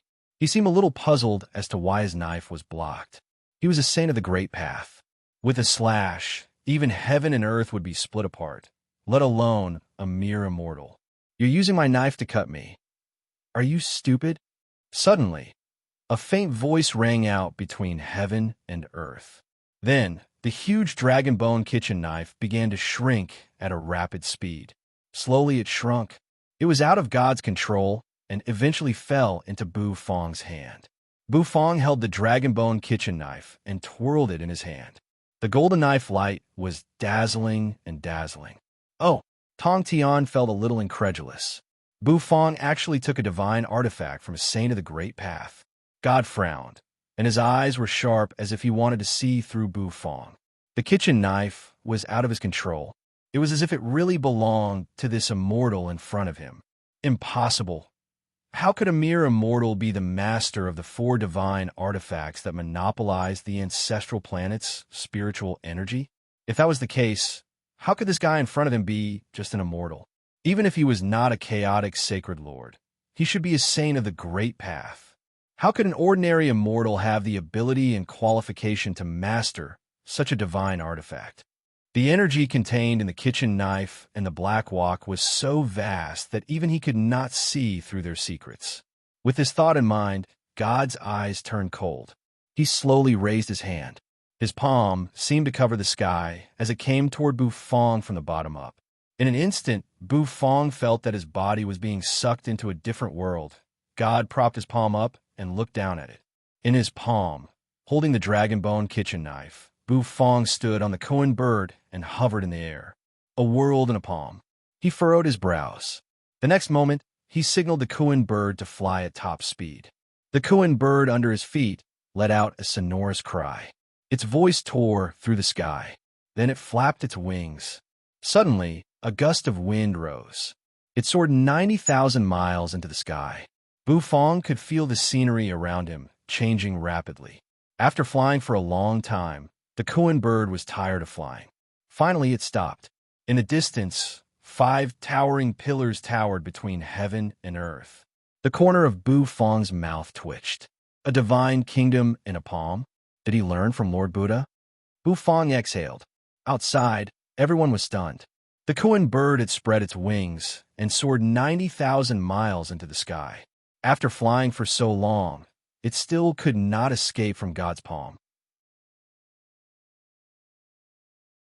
Many of the Chinese people were horrified by what they saw. Tong Tian narrowed his eyes. The Queen Mother of the West sneered. This evil man is now trapped in the heaven and earth like the demon monkey, and I don't think he can escape. How can a saint of the Great Path be easily provoked? Sect leader Tong Tian glanced at the Queen Mother of the West coldly in response to her sneer. Evil men are hateful, but as an immortal of Hua, you are being humiliated by a foreign saint of the Great Path. How can you still smile? A divine artifact is about to fall into the hands of a foreign saint of the Great Path. How can you still smile? Are you a pig? Tong Tian said bluntly. The Queen Mother of the West's face froze. This stinky Taoist is cursing me? You are a pig. Your whole family are pigs. In front of a saint of the Great Path. What can we do? Anyone who can become a saint of the Great Path has the fortune of the universe. How can we resist him? The Queen Mother of the West said coldly. Tong Tian looked over his shoulder. He shook his head. The next moment he raised his fingers. Then today, I, Tong Tian, will fight a saint of the Great Path. The four immortal slaughtering swords rose into the sky, and Tong Tian stepped on a ray of light and soared into the sky. The four swords turned into the immortal slaughtering array and collided with God. God glanced at Bufong and the Koan bird, who were struggling in his palm, then turned to look at Tong Tian, who was approaching. How dare you? God scolded. Then he slowly slapped his other palm toward Tong Tian. Suddenly, God's outstretched hand froze. An indifferent voice rang out. A knife light that seemed to be able to split heaven and earth suddenly shone brightly. The kitchen knife of affliction. As soon as his voice faded away, a ripping sound rang out. God watched as his palm was chopped off from the wrist.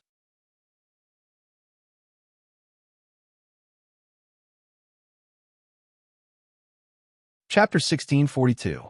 The divine kingdom in the palm was like a world, making it impossible for anyone to escape. This was the result of God completely crushing Bufong by relying on his transcendent strength and realm. Unless Bufong's realm had reached the level of the Saint of the Great Path, he would not be able to see through the illusion and break free from the divine kingdom in the palm. He had learned this trick from Gautama Buddha, who had also reached the level of a saint. Gautama Buddha had used this trick to suppress a saint-to-be demon monkey, erase its surly aura, and convert it to the Buddhist League. Now, God was going to use this trick to subdue the young man in front of him. He wanted to become his disciple. At that time, he, who had gathered 4 saint artifacts, will be able to see through the secrets of the ancestral planet and become a supreme existence. But just when he thought everything was about to succeed, however, something unexpected happened. God looked at his palm in horror. His palm was cut off. He could not believe that the palm of the Saint of the Great Path was cut off by someone. Rumble, the huge palm smashed down. It smashed into the ground, causing it to collapse. The Western Church, which was only slightly damaged, burst into pieces under the pressure of God's broken palm. It had turned into a mess on the ground and was extremely dilapidated. However, it was not only God who was stunned, but also everyone around him. Riding on the phoenix, the Queen Mother's pupils constricted. The Empyrean fairy's mouth was wide open. She looked at Bufong, her heart filled with confusion. What kind of monster is this guy? You, on the other hand, are used to it. Bufong always brings surprises to people, and this is not the first time she has noticed it. So, she is much calmer than ordinary people. However, Yu's calmness did not spread to the others. Hua was shocked. The West was shocked. The whole world was shocked. What happened? The hand of God had been chopped off by someone. That was God, the faith of a religion. The Western Church, the supreme God. The omnipotent God's palm was cut off. The internet was in an uproar. Compared to the Westerners, who were dumbfounded, the Hua people were roaring with excitement. The reason was that it was them who cut off God's palm. Senior Bu is mighty. Senior Bu, unite the Jianghu for thousands of generations. Senior, are you preparing to braze the Emperor's claw? People were chattering away. The immortal slaying sword array above Tong Tian's head was also slightly shocked. That was a saint of the Great Path, but his palm was cut off by Bufong. That demon actually had this kind of strength? Buzz, however, the sect leader was not too shocked by it. His mind flickered and his soul consciousness surged. Buzz, the immortal slaughtering sword formation instantly shot out, slashing toward God D. This demon is quite domineering. Sect leader Tong Tian stepped on the auspicious cloud, and the seven-colored light disk behind his head flickered with excitement. He pinched his fingers together and pointed them at the void. Immediately, rays of sword light whizzed out, shrouded in God. Even in the face of a saint of the great path, Tong Tian was not afraid at all, and he even laughed heartily. Boom, boom, boom. The sword array was activated. The sky was filled with sword chi.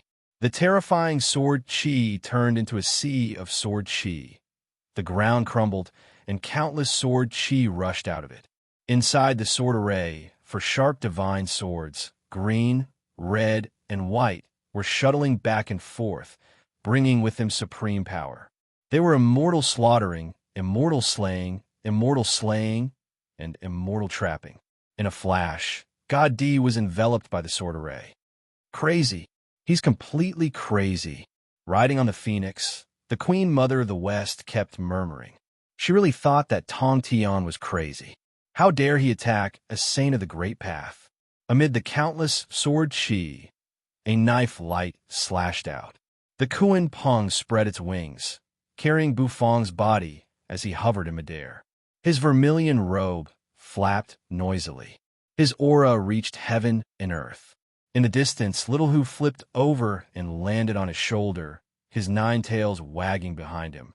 The gods and immortals of the West were already dumbfounded and shivering. Bufang hovered in midair.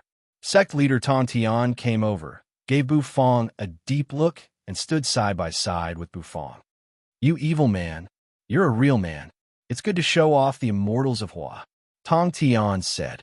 It's just a normal operation, Bufang said, glancing at Tong Tian. Sect leader Tong Tian smiled. Watch me next. Tong Tian performed a sword incantation gesture and kept waving it, sending one immortal energy and spiritual energy after another into the array. The sword chi in the array became sharper and sharper. Standing in midair, Tong Tian walked in the 8 trigram steps. Invisible spiritual energy immediately gathered and turned into a mysterious 8 trigrams array under his feet. The array rotated and connected with the immortal slaughtering sword array. In the 8 trigrams array, there was the ringing of bells, wind, and fire, connecting the sky and the earth. Tens of thousands of swords flew through the array, each of which contained great power. Even a saint-to-be would be reduced to ashes in an instant. Standing outside the array, Bufang was shocked by what he saw. The power of the sword array was so terrifying that it was comparable to that of a saint of the great path. Enveloped by the array, God might not be able to escape for a while, and it would be even more difficult for him to escape unscathed. Tong Tian stood between heaven and earth, his hair disheveled, and the light disk on his head grew brighter and brighter. The Queen Mother of the West and the others sucked in their breaths. Sect leader Tong Tian was also quite famous in the untainted universe. As the leader of a sect, his strength was beyond imagination. The immortal slaughtering sword was a treasure given to him by his master. It should be noted that Tong Tian's master was not an ordinary man. He was the supreme existence of the primitive universe. With the help of the sword array, Tong Tian could almost fight a saint of the great path. Rumble. Mountains crumbled and the earth cracked. The whole earth seemed to be shaking. Everyone felt the terror, and their minds were filled with horror. Even the continents across the endless ocean could feel the tremors. A battle between saints of the great path was enough to shake a part of the world. Bufang held the dragon bone kitchen knife. With one strike, he had cut off God's palm and destroyed the divine kingdom. It would not be so easy for God to suppress him. Rumble, Tong Tian and God were fighting. Although he was only a saint-to-be, his fighting prowess was not weaker than that of a saint of the great path. After all, the immortal slaughtering sword was the number 1 killing array in the primitive universe. Slash! Slash! Countless swords flashed through the air. Blood seemed to shoot out of them. The hot blood splashed on the ground and instantly turned into lava, causing the ground to boil. Tong Tian stared at God in the sword array, not daring to be careless. Immortal slaughtering, immortal slaying, immortal exterminating, immortal trapping. The four swords floated in the sky and seemed to turn into four towering city gates. The immortal slaughtering sword hung over one of the gates, emitting sword energy. The other gate was called the immortal trapping gate. Immortal exterminating, immortal slaying, and immortal splitting. The four gates pressed down, blocking all of God's escape routes. Tong Tian's eyes flickered, and he looked a little excited. Surrounded by the Samadhi true fire, he pushed into the gates and carried God away. For a moment, God seemed to be in a desperate situation. Bufang, on the other hand, had no room to make a move. He curiously looked at the sword array. There were many believers in God. When everyone saw this, they felt incredulous and their faith was collapsing. Bufang narrowed his eyes and took a deep breath. Tong Tian was very strong. However, as a heaven god, God would not be so easily suppressed. Sure enough, Tong Tian's expression changed slightly.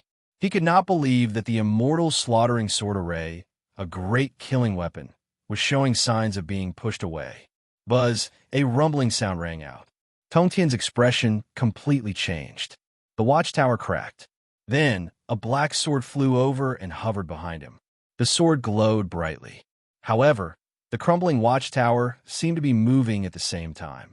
One by one, the remaining watchtowers exploded. One divine sword after another flew out and hovered around Tong Tian. Four swords hung upside down, floating around his body. In the distance, the spiritual energy was boiling. God closed his eyes. His injuries were healing at a speed visible to the naked eye. Soon, God opened his eyes. At that moment, heaven and earth were blooming like flowers. God, who had been on the verge of death, suddenly recovered to a state of perfect condition. At the same time, the palm that was chopped off by Bufang grew back. The palm that was smashed to the ground by Bufang and destroyed the holy sea had turned into a mountain. You overestimate yourself. Saints of the Great Path are immortal. How can they be suppressed so easily? If saints of the Great Path could be suppressed so easily, there would be no quota limit in the universe. The Queen Mother of the West sneered. She did not think that Tong Tian and that evil man could suppress God. God had regained his majesty. He was also a little afraid of Tong Tian. He glanced around. Then he bent his finger. Buzz, heaven and earth seemed to explode. Tong Tian felt his heart palpitate, and he could not help but freeze. When he looked over his shoulder, he saw that the void around him was slowly crumbling. The four immortal swords floated up, trying to resist God's mighty power. Boom! However, the area around Tong Tian kept exploding. Being suppressed by him, he continuously smashed towards the ground. Finally, he landed heavily on the ground, causing the ground to crack continuously. Rumble! A rumbling sound echoed out. The ground caved in deeply. Looking down from above, it was actually a huge palm print. A saint of the great passwords are law. I admire your courage, but you have to pay the price for overestimating yourself, God said. His eyes turned. His gaze shifted. His main target was still Bufang. He still did not understand how Bufang could break his Buddhist kingdom in a palm. How could an immortal emperor break his Buddhist kingdom in a palm? Bufang hovered in midair with a dragon bone kitchen knife in hand. He knew that it would not be so easy to suppress this saint of the great path. Tong Tian, on the other hand, was fine. With the immortal sword array, unless a saint of the great path wanted to kill him, he could not break the sword array and destroy Tong Tian's body. Therefore, what Bufang needed to do now was to resist God's killing move with all his might. God's killing intent emerged. The killing intent of a saint of the great path had almost condensed into a solid form. It made everyone's hair stand on end, and fear seeped out of their pores. God stared at Bufang. Although the murderous aura emanating from him was monstrous, he didn't seem to care. However, his eyes were filled with compassion and compassion. God looked at Bufang. In a flash, God's figure enlarged infinitely in front of Bufang. Let there be light, rumble. Time seemed to stop at this moment. The sky darkened. A dazzling light seemed to emerge from the depths of the universe, filling everyone's vision in a flash. It obscured everyone's vision. Puff, puff, countless people coughed blood. Some turned pale. Xiao Ai's face was bloodless, and the camera in her hand suddenly exploded. Rumble. At this moment, everyone felt as if the end of the world had come, because everything had become incandescent, covered by the boundless light. God said, "Let there be light." So light filled the world. Boom, boom. The earth seemed to be constantly melting.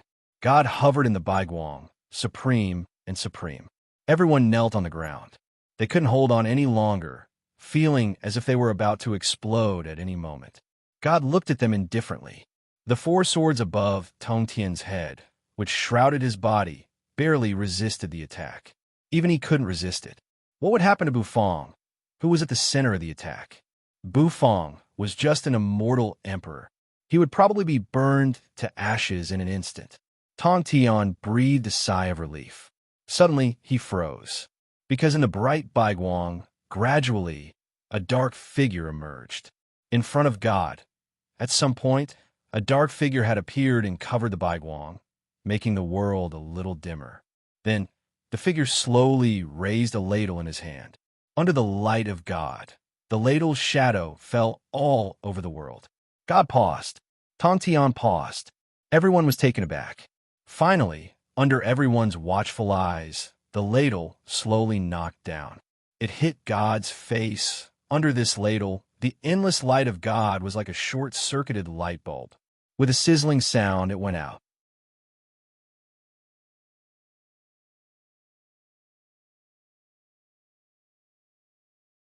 Chapter 1643. God's light destroyed. The originally dazzling heaven and earth suddenly returned to their normal brightness. Some of them knelt on the ground with tears streaming down their cheeks. Some of them panted heavily as they felt the pressure on their bodies suddenly lessen. Under the light of God, everyone thought that the end of the world was coming. However, they never expected that the light would disappear as quickly as it came. A heavenly God realm powerhouse was truly powerful. Even Bufang had to admit that this god was very strong. He was much stronger than Soul 13, who had become a soul overlord. Soul 13 had just become a soul overlord, and he had not yet comprehended many divine abilities and means of a heaven god. Therefore, under the bombardment of Bufang and Lord Go, he was killed miserably.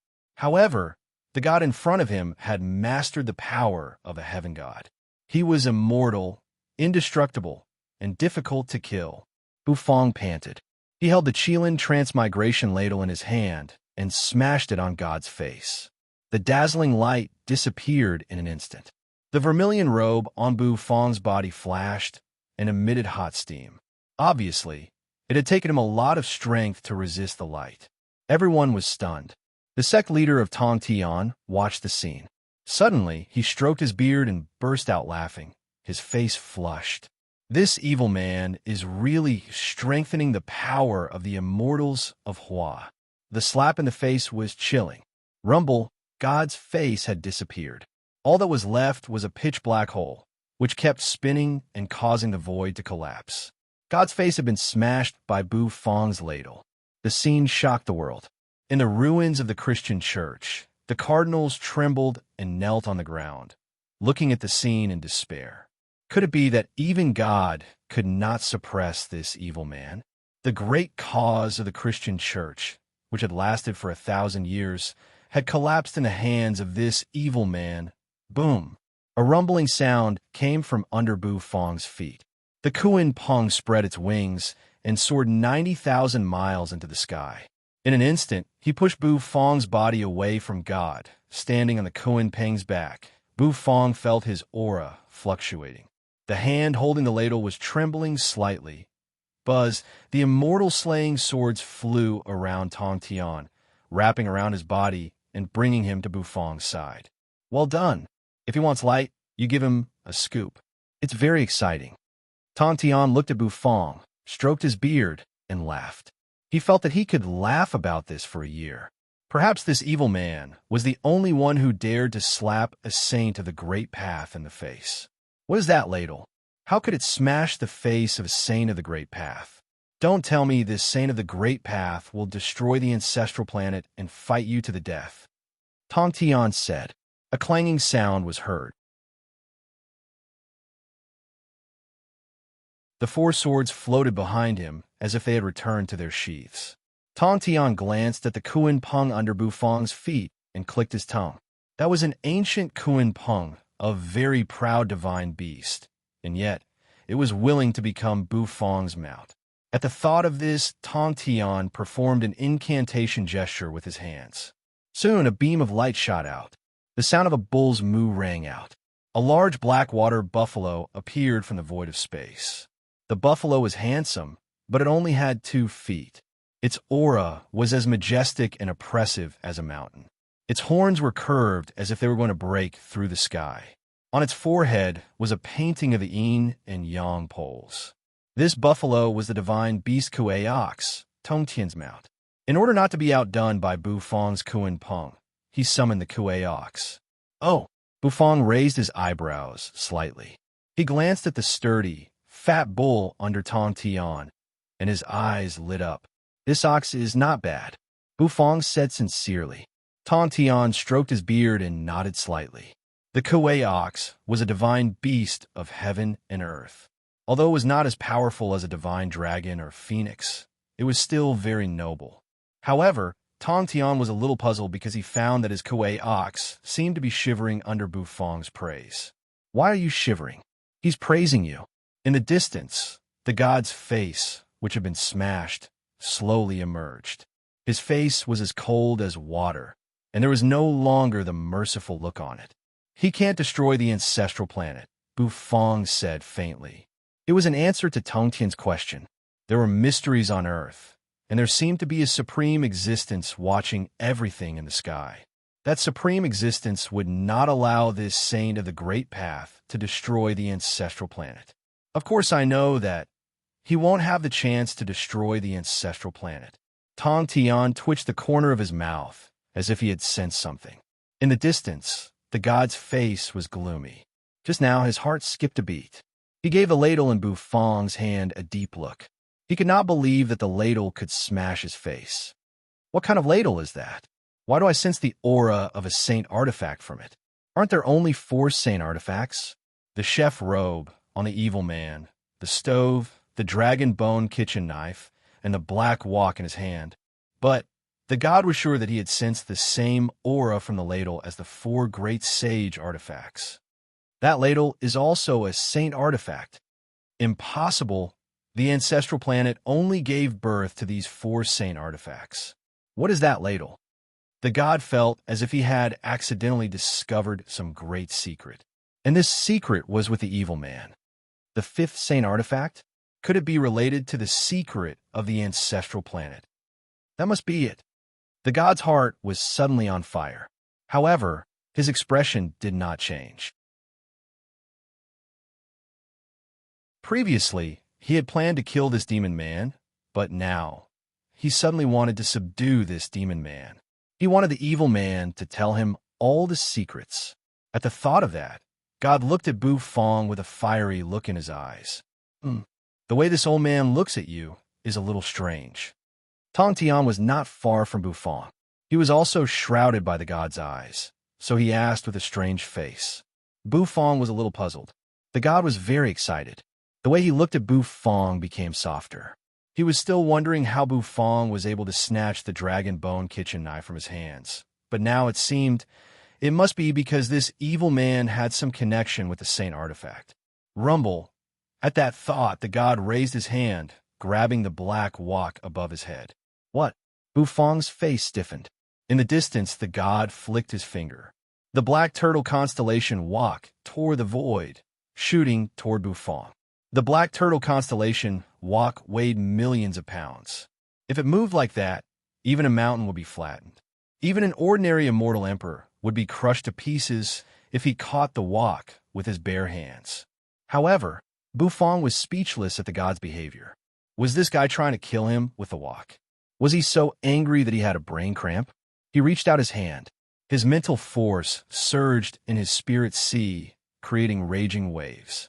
When the black turtle constellation Walk approached Bufong, it slowly shrank as if it had returned to its rightful owner. In the end, it completely turned into a black wok, hovering above Bufong's head. At this moment, Bufong's god of cooking set was completely recovered. Sure enough, when God saw that Bufong had easily subdued the black turtle constellation wok, his heart was filled with confidence. He finally understood how Bufong had cut off his hand. It was a saint artifact. Bufong had cut off his hand with a saint artifact. This why a mortal could control a saint artifact. Even a saint of the great path, whose heart was as calm as still water, was a little shaken at this moment. He looked at Bufong with a fiery gaze. He wished he could capture Bufong and make Bufong reveal the secret of the saint artifact. Bufong had the black turtle constellation wok over his head and the dragon bone kitchen knife in his hand, but he was frowning. Although the god of cooking set had been reassembled, he had a feeling that it was missing some souls. He didn't know where Nicholas the handsome dragon and black tortoise were. Therefore, Bufong couldn't say that he had completed the task at this moment. Tong Tian turned to look at Bufong, stroking his beard and smiling. He stopped smiling and looked at Bufong with a frown. He couldn't help but sigh with emotion when he saw that Bufong had all 4 great sage divine tools. He couldn't believe that this evil man had snatched the 4 great sage divine tools from so many gods and immortals who had returned from other universes, including a supreme saint of the great path. Who exactly was this evil man? In the primitive universe, there was no such person as Bufong. This was the first time that the 4 great sage divine tools had been completely reassembled. They represented the secret of the ancestral planet. Even Tong Tian couldn't help but feel a little excited. Perhaps Tong Tian looked at Bufong. Bufong glanced at him, then at the Kuei ox he was riding and said, "Your ox is not bad." Tong Tian was speechless. In the distance, the god moved. Bufong and Tong Tian immediately became vigilant. They didn't dare to be careless when facing a saint of the great path. Although neither of them feared a saint of the great path, with all the god of cooking sets in his hands, Bufong could even fight a saint of the great path. Besides, it was not like he had never killed a heaven god before. Tong Tian, on the other hand, was not as strong as a saint of the great path, but with the help of the slaughtering immortal sword, he could fight a saint of the great path. Besides, he still had a trump card that he hadn't used yet. Once he used it, even a saint of the great path would be beheaded. This was also the reason why he had made a name for himself in the primitive universe and was called the ancestor of a sect. Although he was not a saint of the great path, he was stronger than one. In fact, the sect leader of Tong Tian was pursuing a perfect path. What an interesting evil man. Guard these divine artifacts well. They belong to the immortals of Hua. Don't let them fall into the hands of this foreign god. Tong Tian chuckled. The next moment, with a thought, Tong Tian's eyes narrowed. It was as if a lotus flower was quietly blooming in front of his eyes. Buzz, behind Tong Tian, the 4 immortal swords merged into one and disappeared. What replaced them was the crumbling void. A green lotus was spinning in midair. A black sword floated out of the green lotus. This sword was one of the reasons why Tong Tian could be called a saint of the great path. God's figure moved slowly. He stared at Bufong. In his eyes, at this moment, Bufong's energy was like a roaring dragon, soaring into the sky. Buzz Tong Tian let out a long roar, his hair and beard fluttering. With the sword blooming with a green lotus in his hand, he flew over and slashed at the god. Bufong focused his eyes. The next moment, the corners of his mouth curved upward slightly. The black turtle constellation wok was gone, and so was the dragon bone kitchen knife. All that was left in his hand was a ladle. Bufong's eyes changed in an instant, and the next moment, his hair turned purple, shining like purple glass. Do I really have to do this? Won't I be bullying a god? Purple-haired Bufong murmured. Then he stepped on the Kuan bird's back. In a flash, he disappeared. The god muttered an incantation. A supreme divine power burst out of his body and swept up a storm in an instant. He turned heaven and earth into a cage, trying to capture Bufang. Suddenly, a green lotus bloomed. A beam of sword light seemed to cut out from the chaos. The god paused. The sect leader seemed to have turned into a supreme saint. This sword could punish everything. Slash! The cage of heaven and earth was cut open. The god's pupils constricted. He found that his chest had been pierced by a sword. However, this was not the deadliest thing. Tong Tian and God, who were holding swords, raised their heads in disbelief and looked into the distance. There, a purple-haired young man strolled over. He came in front of the god at a steady pace. Then, under the indignant gaze of the god, a ladle smashed him in the face. This time, starting from the head, the god's body exploded. A sword and a ladle smashed the god. Boom! In an instant, the god's Dharma body collapsed. The Dharma body of a saint of the Great Path turned into rich spiritual energy of heaven and earth, filling the world with endless energy essence. Swoosh!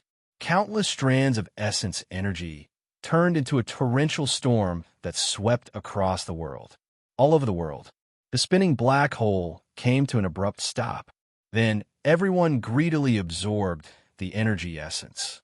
The energy essence of a saint of the Great Path's Dharma body was incomparably vast. His purple hair faded away, and he withdrew from the state of being possessed by the Qilin.